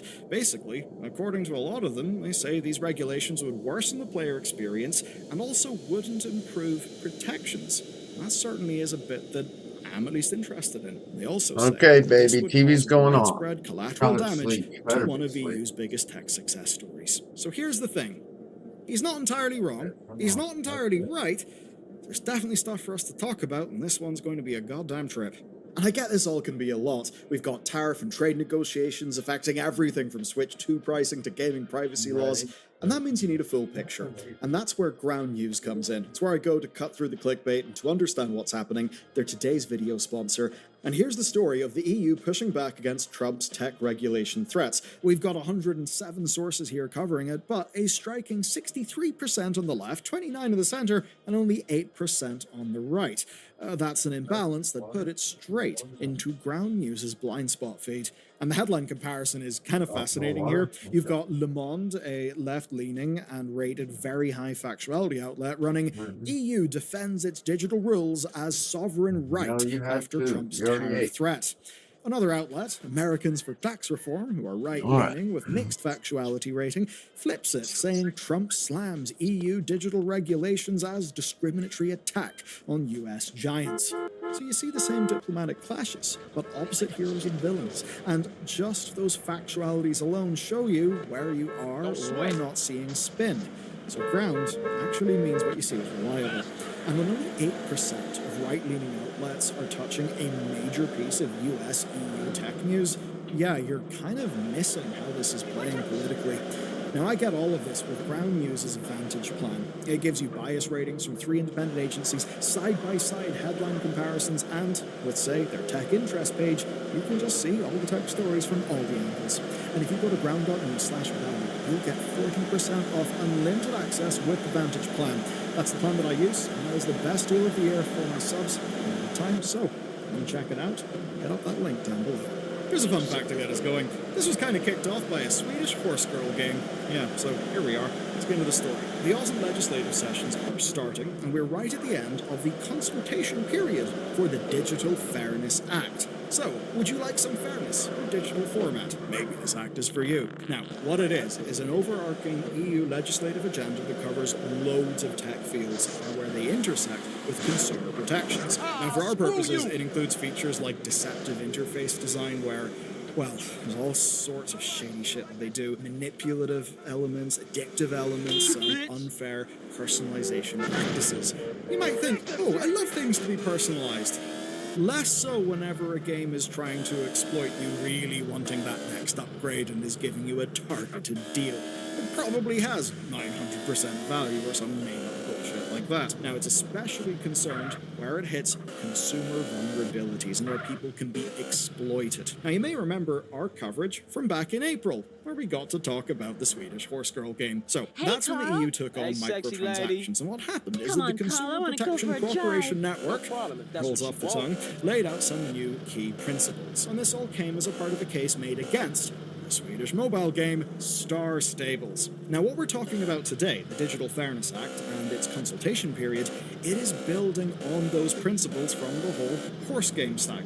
Now, what that means is new systems requiring real monetary value on listings, not just, made-up gem bullshit. Removing multiple currency options, ensuring refunds are available. Imagine that, a refund on a gem.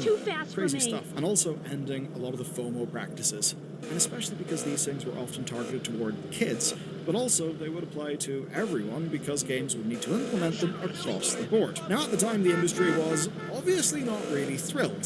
They love making money from all of the things that I just listed. It feels sketchy. And they framed these as new legal theories, as a disruption that could see games pulled from the EU if those games couldn't comply.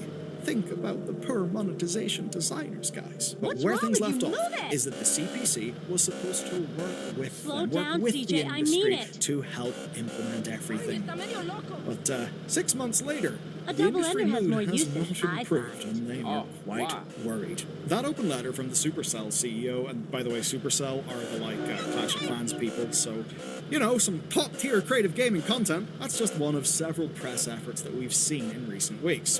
But it's the most striking one from a senior figure. Basically, he says that he doesn't want the EU's €27 billion industry harmed by the DFA or the guidelines that came in March of this year. And he argues that they will, quote, break how many games fundamentally work, that they will harm the player experience, and especially will do this for free-to-play games. He uses a familiar metaphor for how in-game currency works, but it's one that was okay per the legal framework before the new guidelines. I've had a great time, but I've got to get back home. Basically, he talked about theme park tokens. The idea that a family can buy tokens in bulk, or they can buy tokens individually, or they can even win tokens in a theme park. And to him, this is all framed as, quote, convenient and fun, avoiding repeated cash transactions. You know, the idea you can buy loads of tokens at once.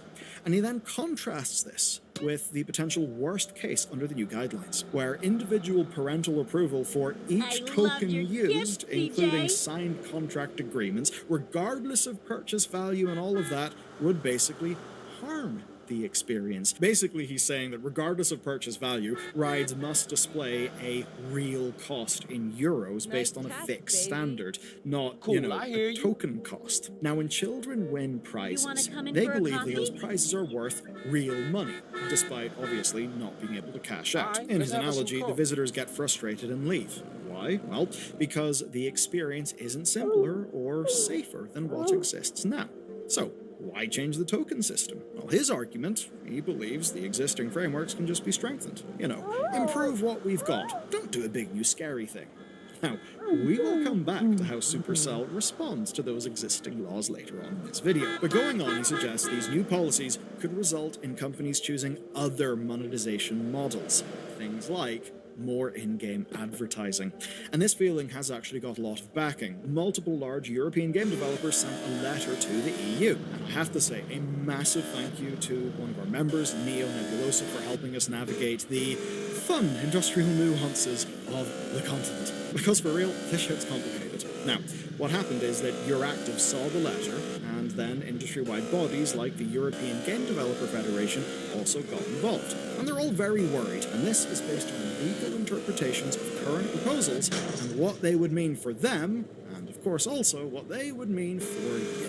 Let's go to the heart of the issue. This fundamentally comes down to a fairly simple question, but it's one with significant legal ramifications, and it's this. Is in-game currency the same as real currency? Because if it's treated as such, as, quote, digital representations of value, then the companies trading in them face significantly more scrutiny. And if you're thinking about, say, banking, crypto, and other things, yeah, you're kind of thinking along the right lines. Because effectively, they would then be a little bit more like Bitcoin under the law. And to be clear, that is the position of the CPC. And therefore, it's inherent to the current consultation for the Digital Fairness Act, which is the big thing that would really change a lot. Now, the fundamental argument is that people are putting real money into these systems, and they are getting in return for their real money a digital representation of that money in the form of products, like, say, your gems or your Call of Duty points, whatever it may be. So, because of that, they should therefore have transparency and safety when they are spending. Now, those are good, noble goals, but implementation could be a little tricky, and it would mean some humongous changes. Now, we can't just dismiss those things because we like the principles behind the changes, and for the avoidance of doubt, we here are very much behind those principles. And what the industry is putting forward really are based on worst-case scenarios. But it doesn't mean that they won't happen, and we should talk about it because it would impact the industry. Now, they already don't trust the EU elements implementing all of this, as flagged by George Osborne, not that one, in his excellent video games industry memo newsletter back in April. His sources suggested to him something rather troubling, that before the new guidelines, the CPC did not engage with industry trade bodies, let alone get impact assessments. I know, impact assessments, it's real sexy stuff, but then again, we are dealing with, billions of euro and how the industry literally works.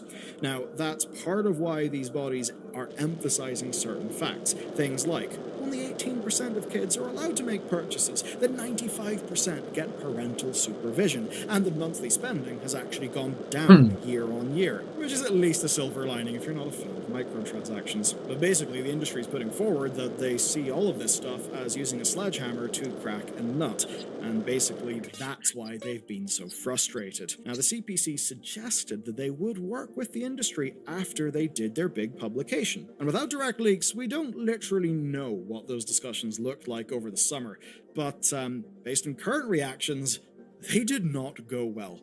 But more than that, apparently, the CPC also didn't work with other EU bodies. Yes, this is really getting all quite complex.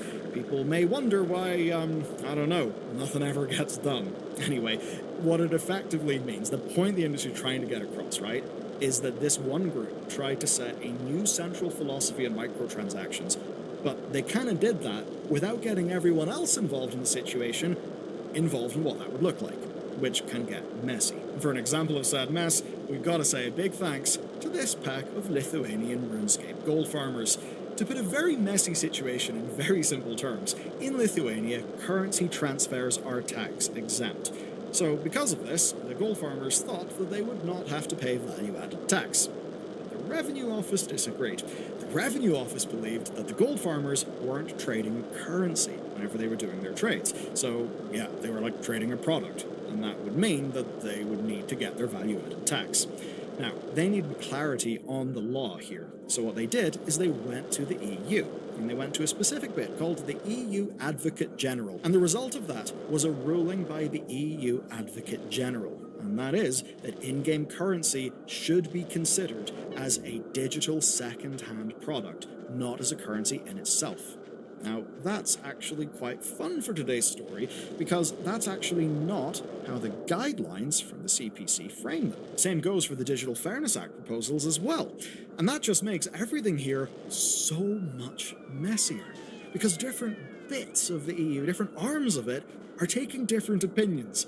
Obviously, that makes it very hard to get anything goddamn done, and that's part of why the company seems so pissed off here. To them, the CPC wants compliance with their guidelines, even as another EU judiciary is suggesting another interpretation. So they're, in a way, saying, oh no, look at us, we're caught in the middle, this is a nightmare, what do we do? And honestly, in that case, yeah, they do have a point. It's like different arms of the same body are saying different things about basically the same issue. That's obviously chaos. Chaos that could get worse with the Digital Fairness Act being implemented next year. And that would mean that, well, everything that they work on, these companies that is, may now need to be changed again to comply with the new requirements. Which would be a good thing going solely off the principles, what we're trying to protect and make better here. But, implementation is often the hard bit, and that is why the companies are very much worried. Oh boy, we're getting there. And one thing you may have noticed in this video is, it might all sound a little bit schizo. I mean, here I am in 1 second being very much, look at the things the Swedish Horse Girl game was doing. That's all pretty sketchy. Let's regulate some of this stuff so that, we don't have exploitative bullshit happening that's, aimed at teens and stuff. And then you'll also see me, well, talking about the industry's points. And to understand this story, I think we've just got to accept a very basic fact. Everyone involved is going to present their argument in the best light that they can. The CPC will. The people at Supercell will.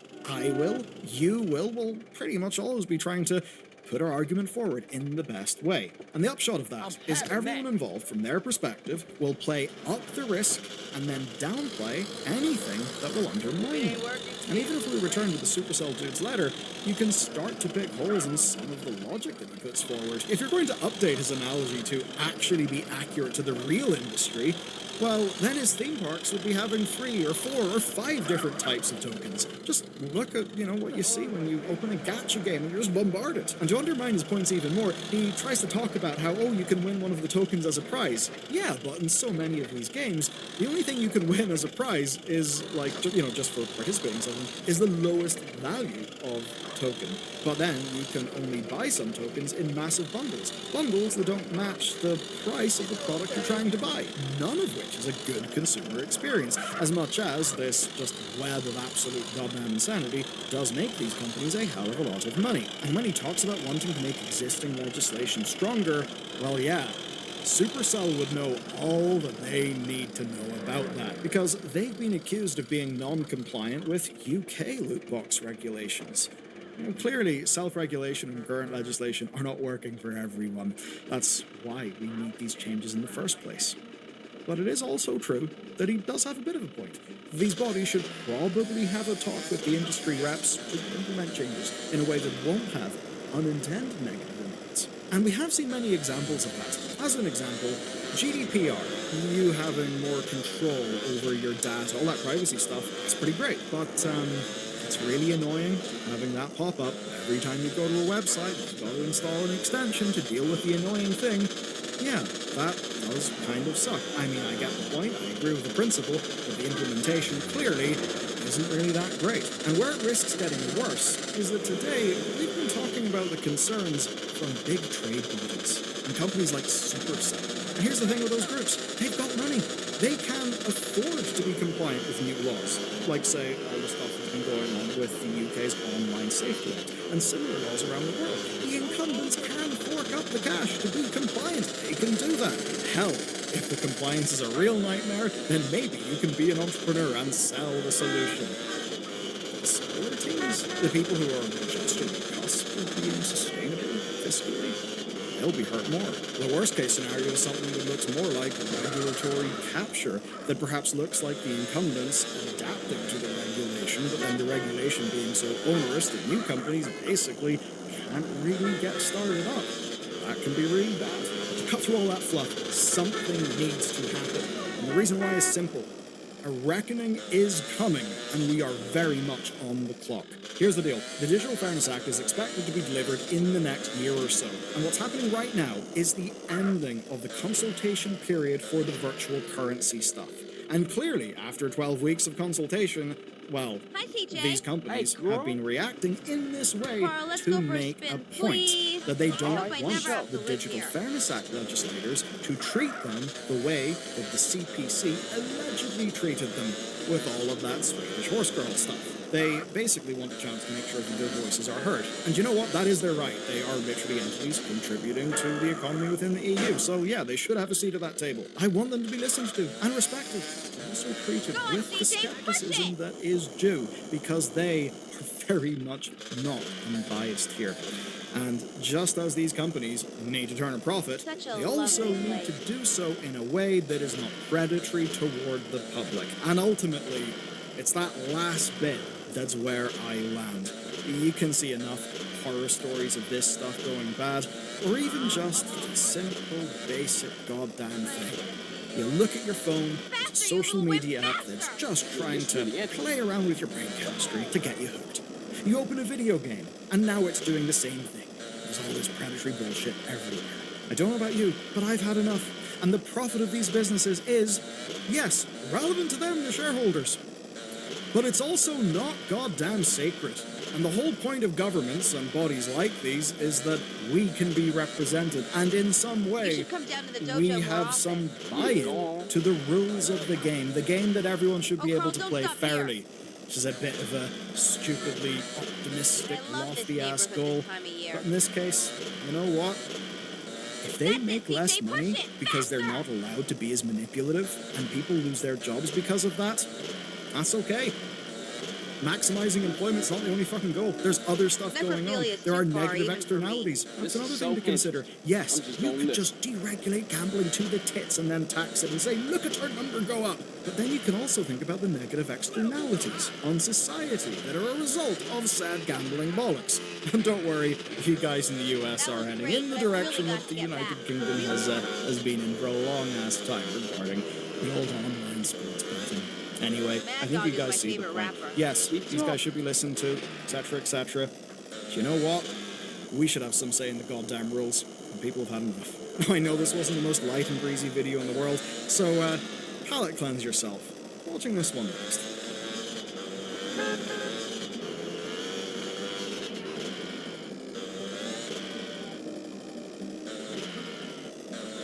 I'm definitely not a boring girlfriend, Carl. Oh, wow.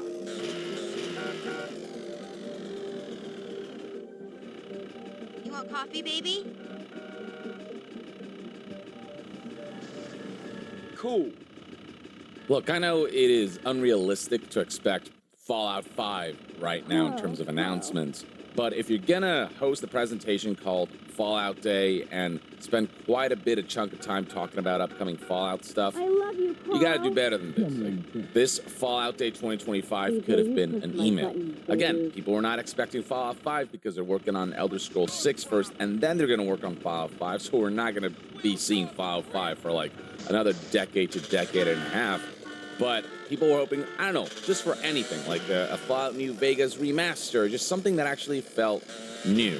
But what we got instead was just a rehash of old stuff, which is a specialties of Bethesda.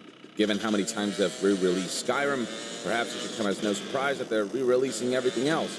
Like, for example, Fallout 4. On Bethesda Software's official channel, you can see right here that they hosted this Fallout Day Broadcast 2025 live stream.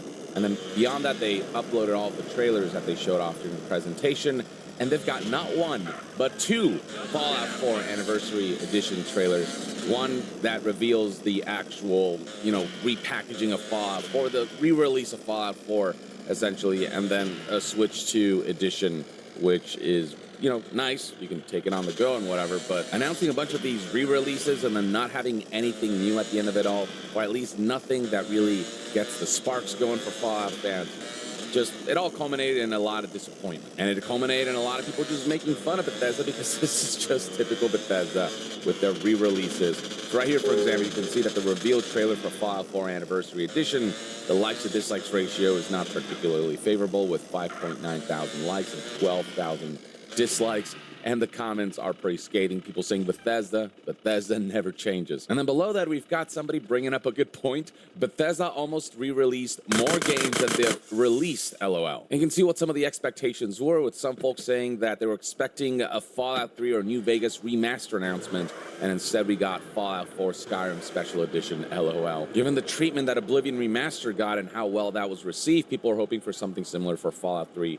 or New Vegas, but instead we got a Fallout 4 re-release, the game that least needs a re-release because it's one of the more modern Bethesda games. And they didn't remaster Fallout 4, they straight up just re-released it, and they packaged in all the DLC and all the Creation Club mods and stuff like that. But unless you've not partaken in all that extra content, you're not getting anything new here except, maybe like an upscale in resolution and some optimizations and performance for modern hardware. I think this comment here put it best. This could have been an email. It's that kind of presentation that was hyped up for no good reason. They could have just made these announcements on some blog posts or, just announced it on social media. They didn't have to make a whole song and dance about this stuff. Now, we did get a Fallout New Vegas related announcement, but it too is essentially a big old re-release. As part of the 15th anniversary of Fallout New Vegas, they decided to put together this 15th anniversary bundle that includes this statue of Victor, and this is basically what's called a collector's big box that has a bunch of cool just merchandise and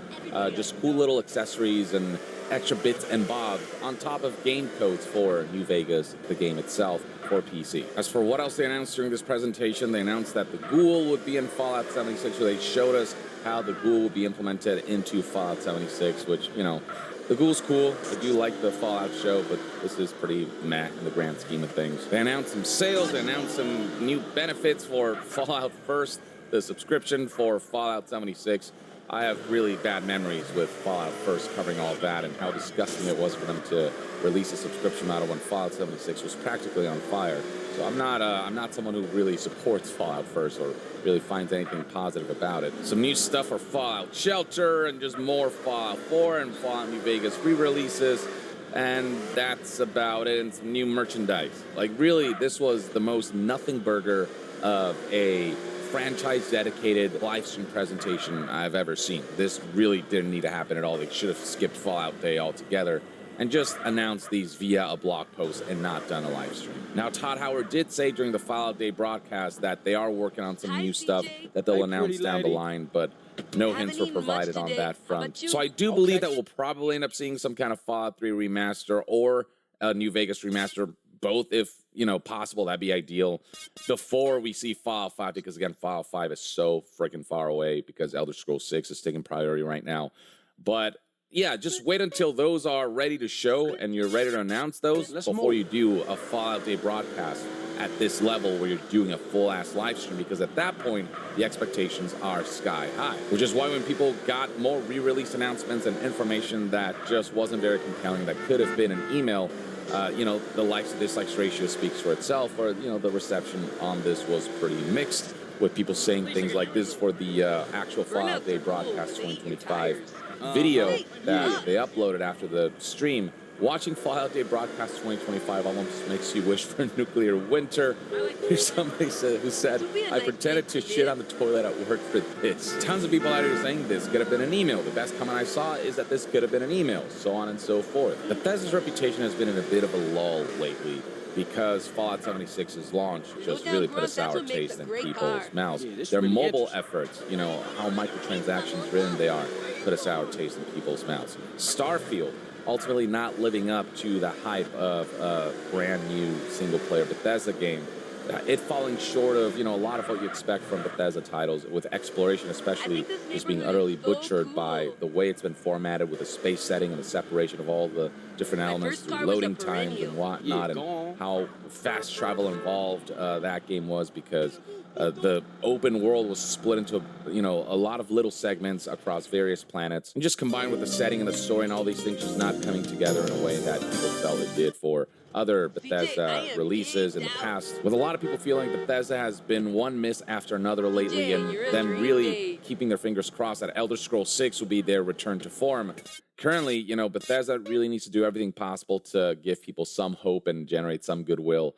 And I think making a whole presentation out of announcements that very much could have been an email is just not going to help with that. And kind of confirming people's mockeries of Bethesda and the way they continuously re-release stuff to the point where it's ridiculous, by re-releasing Fallout 4 yet again in New Vegas, re-releasing that while offering nothing terribly significantly new, and also raising the potential of mods getting broken if the anniversary edition of Fallout 4 just utilizes, you know, different technical elements that can break mods, as we've seen with previous Bethesda re-releases of like Skyrim. The re-releases of that did break mods and people had to readjust, and so that whole potential process being a reality, all that combined creates an environment where people are really not happy with Fallout Day and the lack of anything really invigorating. Now, I do believe that down the line, we're going to see announcements that will hype people up. We are eventually going to see a remaster of one of the older Fallout games.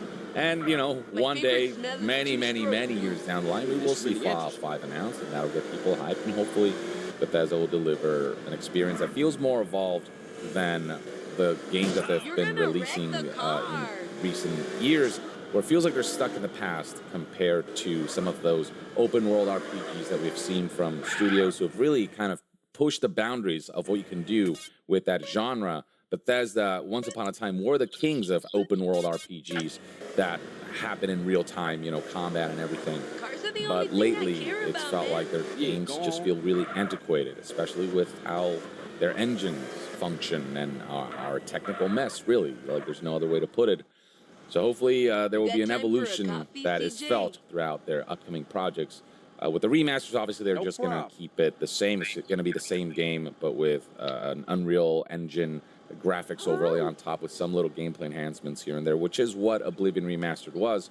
With Fallout 5 and Elder Scrolls 6 even, I really hope that those games feel like the next evolution of Bethesda games, where it doesn't feel like just the same old kind of duct tape technical elements, the same old engine with no significant enough enhancements to make this feel like a truly next-gen Bethesda title. But I suppose only time will tell. In the meantime, though, Bethesda did itself no favors by hosting this Fallout Day broadcast 2025 and announcing a whole lot of nothing, basically, or nothing that would really invigorate Fallout fans, and re-releasing games yet again in a manner that only, again, just kind of brings truth to some of the mockery that they face as a company that re-releases games to an unreasonably, like, just laughable degree. But that's one man's take. I'd love to hear what your thoughts and opinions are on Bethesda Game Studios' Fallout Day broadcast 2025, the announcements surrounding it. Were you expecting about what we got, or were you expecting something a little more? Are you okay with what we got, or are you disappointed? And what do you think the future holds for Bethesda Game Studios and the Fallout IP? Share your thoughts in the comments below, and to be further updated on all things gaming news, reviews, and discussions, stay tuned right here on Young Yeah. I'll see you guys next time. Young out. Hello, guys and gals, me Mutahar, and ladies and gentlemen, I'm a little worried for the future of one of my favorite RPGs in history. Now, ladies and gentlemen, EA Games, I think, is a pretty cooked entity. I think it's pretty fried at this point. I think Electronic Arts doesn't have too much left. Now, look, I know that I said Battlefield 6 is pretty good, and I genuinely have been enjoying my time. But it does not detract away from the fact that, yes, EA was a bought-out entity. Now, how do we start this video off, ladies and gentlemen? To give you a reminder, last month, PIF, Silver Lake, and Affinity Partners, led by Jared Kushner, one of the main partners, bought EA for $55 billion. Now, it wasn't just $55 billion, it was a $55 billion leveraged buyout. Which basically means, for the understanding, is that a large portion of the purchase was actually acquired, not with equity, but I believe putting the company's assets and the future cash flow as collateral for a debt. Now, because of such a leveraged buyout, it was something around $20 billion they got a loan as part of this buyout from, like, JP Morgan. And so all technical and financial nerdiness aside, that basically means EA has to be making so much fucking money going into the floor. They have to be breaking record after record after record. So obviously for somebody that's interested in single-player games like me, these tend to do, I think, pretty well. Like Dead Space Remake, and if it was a remake, I thought it was a pretty good EA game. Turns out it wasn't that great because Dead Space 2, from what I understand, never really got its remake materialized. In fact, Dead Space as a single-player franchise is deader than Elvis, okay? It's not existent. Now, EA released years ago Mass Effect Legendary Edition, one of my favorite video games. I think, if anything, it's the best way to play Mass Effect. Like, just, if you're totally lazy, you don't want to go through modding anything, you just want to have every bit of DLC Sans Pinnacle Station available, just put in a disc, download it on Steam or something, and just play through Mass Effect 1, 2, and 3. One of the best sets of single-player RPGs ever imaginable. You know, it's like perfect evolution over Knights of the Old Republic, just an absolute showcase from the guys and gals over at BioWare, okay? Nowadays, Mass Effect isn't worth shit, okay? They have remade this game years ago. There's not a peep about anything Mass Effect 5 related, and we all know how amazing Mass Effect Andromeda was at launch and just how much of a lasting legacy it left. Now, the thing about this is, the reason I'm mentioning it, ladies and gentlemen, is yesterday, something mind-blowing had occurred.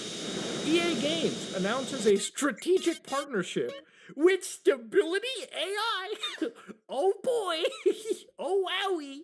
So in collaboration with Electronic Arts, we're exploring new ways to add the value of generative AI to creative workflows to open new doors for rapid prototyping and visual storytelling, enabling artists and developers to imagine, visualize, and refine game experiences faster and at a larger scale. So again, to explain more specifically what's going on, some of the first initiatives is accelerating the creation of CDR materials, which make possible to generate 2D textures while maintaining true color and light accuracy. So they gave an actual example of how this is going to be used to, I guess, cut down on developer time and bloat and whatnot. Now, the reason I kind of mention this connection is it's not good. You know, a lot of artists, a lot of people in the industry will tell you that You know, this is something that ultimately is designed to cut down on jobs. Okay, that's the first and most important. Remember, when I told you the leverage buyout that EA had, the important part for them was to make money. Now, if you're some bean counter with no connection to video games or no understanding of just how important this stuff is to the gamers and the people that make video games, for them, the AI shit is amazing, you know? Like, fucking get rid of, like, 300, 400 employees who are developing the video game, the people who are writing the fucking code, drawing the fucking experiences, you know, texturing the goddamn experience, fucking crafting the cutscenes, writing the stories. Yeah, let's just start getting rid of all that, chop it out, and then replace it with Gen AI experiences. You know, this is not something that makes the fucking developer happy because they know the moment these tools get introduced, their job security is effectively non-existent. And gamers hate this because it's so easy to identify human-created art and then the fucking generic slop that gets sludged out. You know, people were not light when it came to Call of Duty using this kind of shit for things like calling cards or anything at the time. It was pure laziness, and it showed that for even a game that is making gangbuster amounts of money, okay?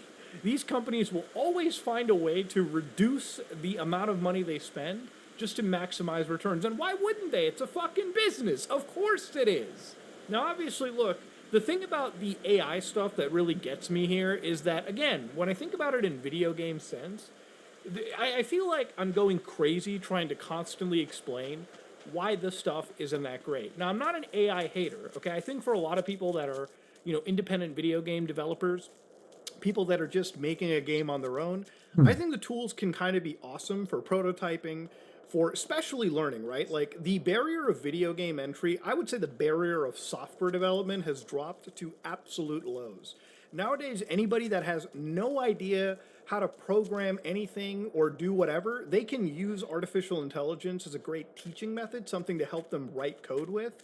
Probably shouldn't exclusively write code with AI, but I think it's always an amazing tool when you can just sit there, have an AI sort of write out a code or maybe fix some of your code. You know, it's a cool assistive tool to have.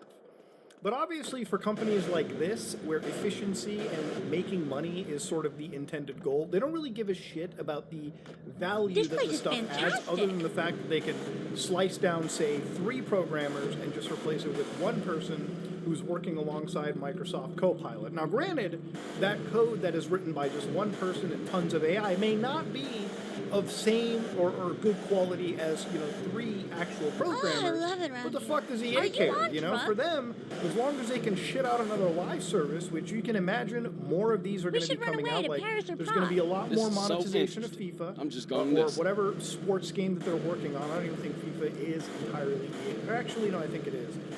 But again, you've also got, you know, the future of other live services like Battlefield that I'm a little bit worried about, because even though I said it has good bones, I can easily see EA Games putting in almost nothing but the minimal amount of effort to swap out a bunch of maps, Carl, to maybe use the Gen AI to create more dog shit looking camouflages, because I'm gonna be real, whatever the fuck came into the base copy of that game isn't entirely amazing, even from a realistic military perspective. But that's more here, nor there, okay?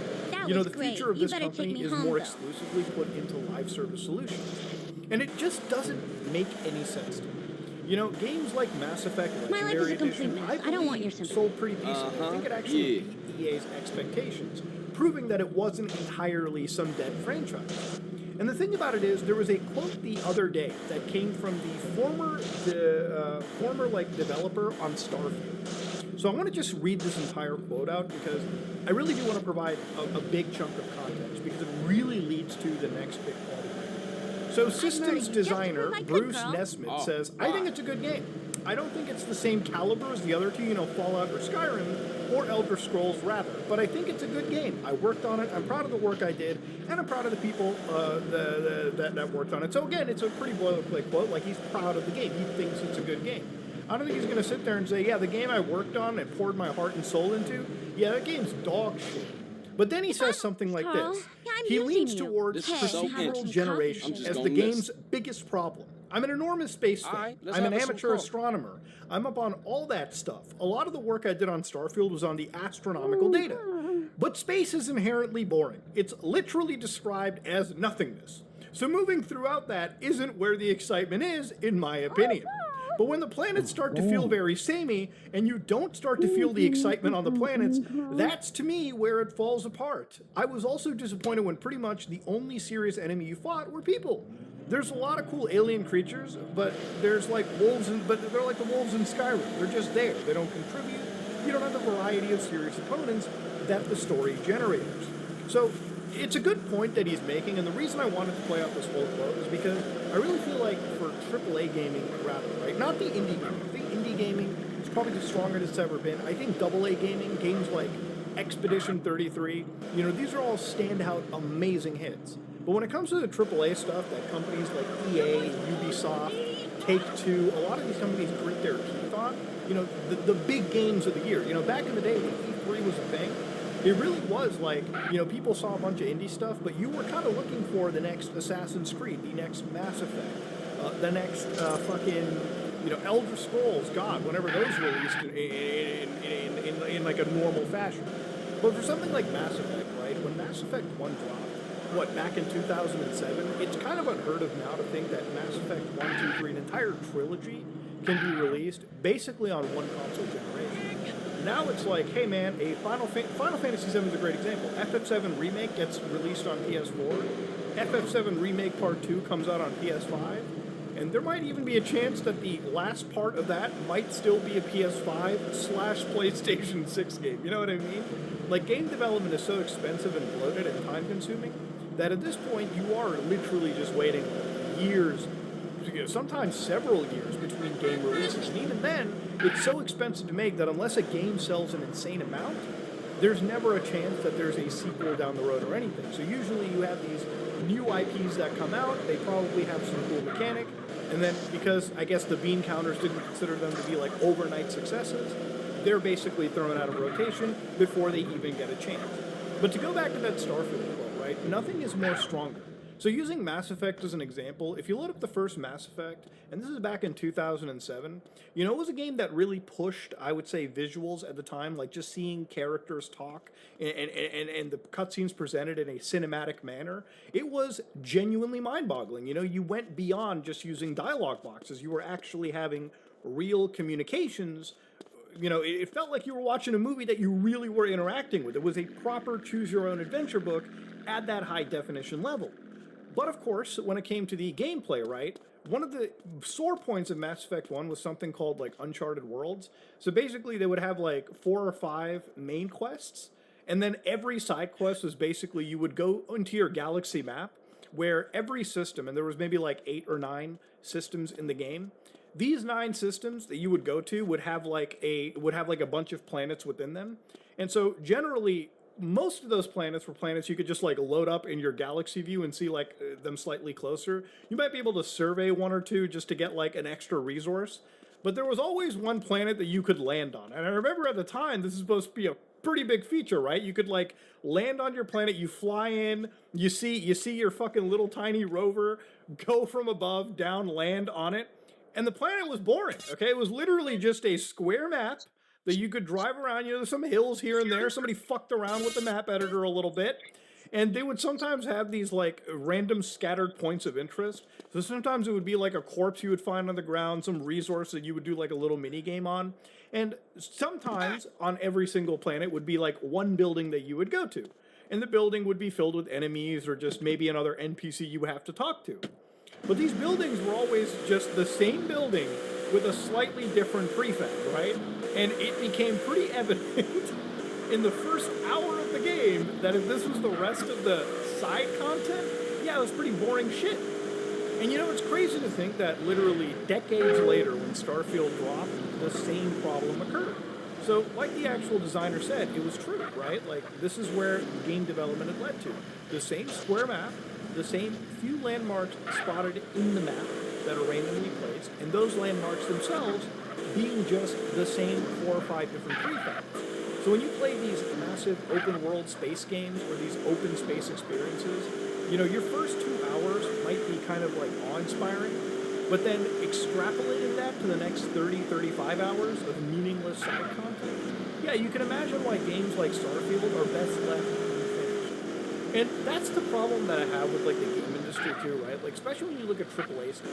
You know, when I was a kid, seeing games evolve was huge. But now it's almost like, hey, listen, if I'm doing the same thing verbatim that I'm doing back in 2007 with, yes, prettier graphics, does that necessarily mean gaming is getting better? Or does the industry completely forget what makes a good game? You know, playing something like Mass Effect again, I realized that, you know, playing a game for like 20, 25 hours, it doesn't need to be a massive open world.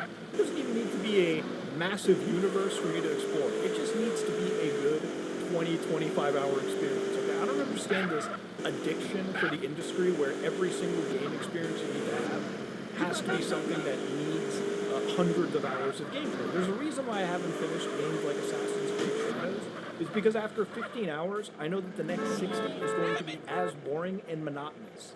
In fact, more so than I thought. So it doesn't matter how shinier the graphics get, the massive worlds, the massive... Jesus, dude, how can you do that? And again, we're How not can even you do touching that? on the How can you rampant do amount of that? monetization. How can you do For that? EA, This is great. to How can look you at be such games a like this dick? going into the future, it makes me No, worry for, seriously, like, what the dude, future that's just a trip. Hmm. for them, if they even choose to revive Trippy the trip trip. franchise, I You almost can be wonder, like, is such it a going to be fucking like some dick. dog shit live service where we're all like flying around the shared Right, no, universe together? it's, Or are we no. going to look at games like Starfield and think, yeah, that seems Take like a me good away idea. from all this. Let's take the galaxy map and make sure every planet is landable. It's all procedurally generated dog shit.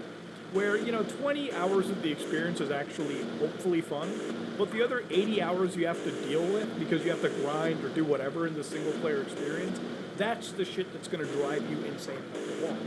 And I feel like instead of realizing that maybe not having boring, meaningless gameplay is sort of the play to have.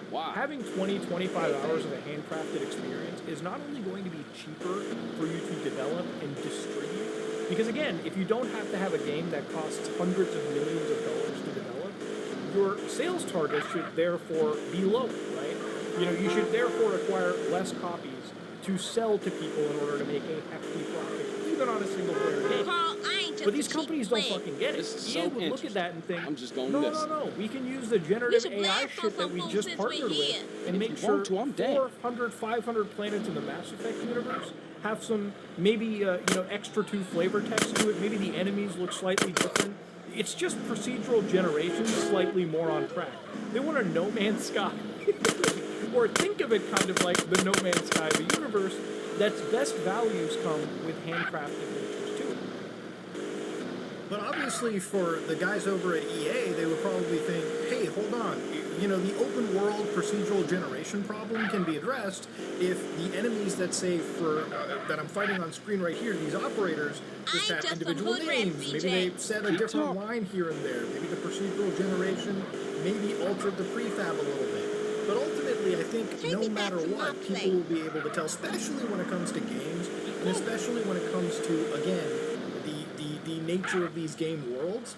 People, you know, the way that it's always billed is that this is going to generate like stories that are as good as the games that we're getting, and maybe that might be true if you're comparing it to games where quests, especially side quests, resemble that of something of a Not early a single MMO. one of them wanted to But this eat, isn't dude. that. Okay? Crazy. No matter what, it's not what gamers are mostly interested in, especially those that are interested in the single player experiences. Again, it's cheaper for them to make a game in the scope of Knights of the Old Republic or even Mass Effect from the 360 era with the prettier graphics of today than to keep giving us constant hundreds of hours of the most monotonous, meaningless gameplay that's still intermixed with, you know, 15, 20 hours of good gameplay. It really feels like the gaming, the production budgets have increased for really no real tangible artistic gain. It's just there for these companies so that they can say, hey, listen, here's 200 hours of gameplay, and now that we have generative AI, it's going to be easier to make,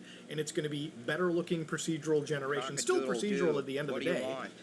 But hey, at least you have 600 worlds to go to instead of, I would rather, this is my personal opinion, rather take 4 hub worlds than 400 AI-generated worlds that are going to get old after the 3rd visit, you know? Same thing happened to Starfield. Same thing I would say would happen to any other massive scope space game, or just massive single-player game in general. It doesn't even have to be a space game. It could be open world crime games. It could be anything else in that vein. So yeah, you know, honestly, like looking at this whole partnership with EA, the only thing I really care about from their company is Mass Effect. And other than that, Need for Speed, just because I love driving cars around and it's like the only arcade racing game. But other than that, man, Mass Effect. I like to share too.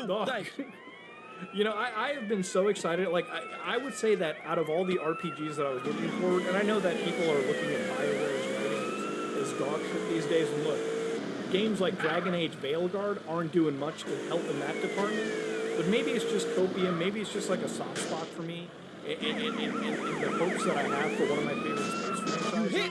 But reading the kind of shit that EA is doing now, the only thing that I can hope, guys, is please God, please for the love of God, can this thing be sold off? Can this entire franchise be sold? Can these single player things like Dead Space, can these studios, can these IPs be sold off to organizations that give a shit? You know, for a lot of game companies out there that are developing video games, there's such an emerging market of AA experiences, indie experiences, where we understand that it's not the AAA ray-traced crazy experience, but at least I think that's where the innovation of games are happening. It's crazy to me when a game like Baldur's Gate 3 comes out and just does gangbuster numbers, earns so many awards, and the industry doesn't figure out that A, the single player experience really isn't dead, and B, if you want to make money, you can just make really good single player experiences. I doubt the team behind Expedition 33, even the business team, considered that game to be a failure. But that game alone shows more soul and more heart and more understanding of what I think gamers want, which is an actual evolution to gameplay. They don't just want prettier visuals and a nicer story, which is what Expedition 33 has.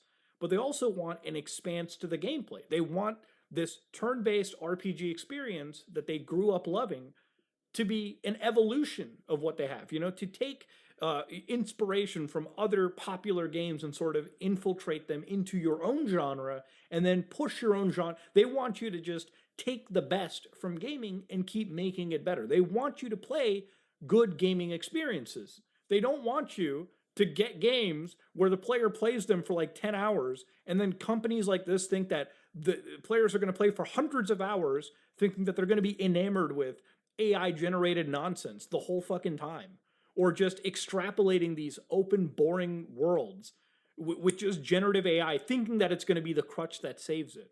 But then again, I'm thinking too positively in a way too.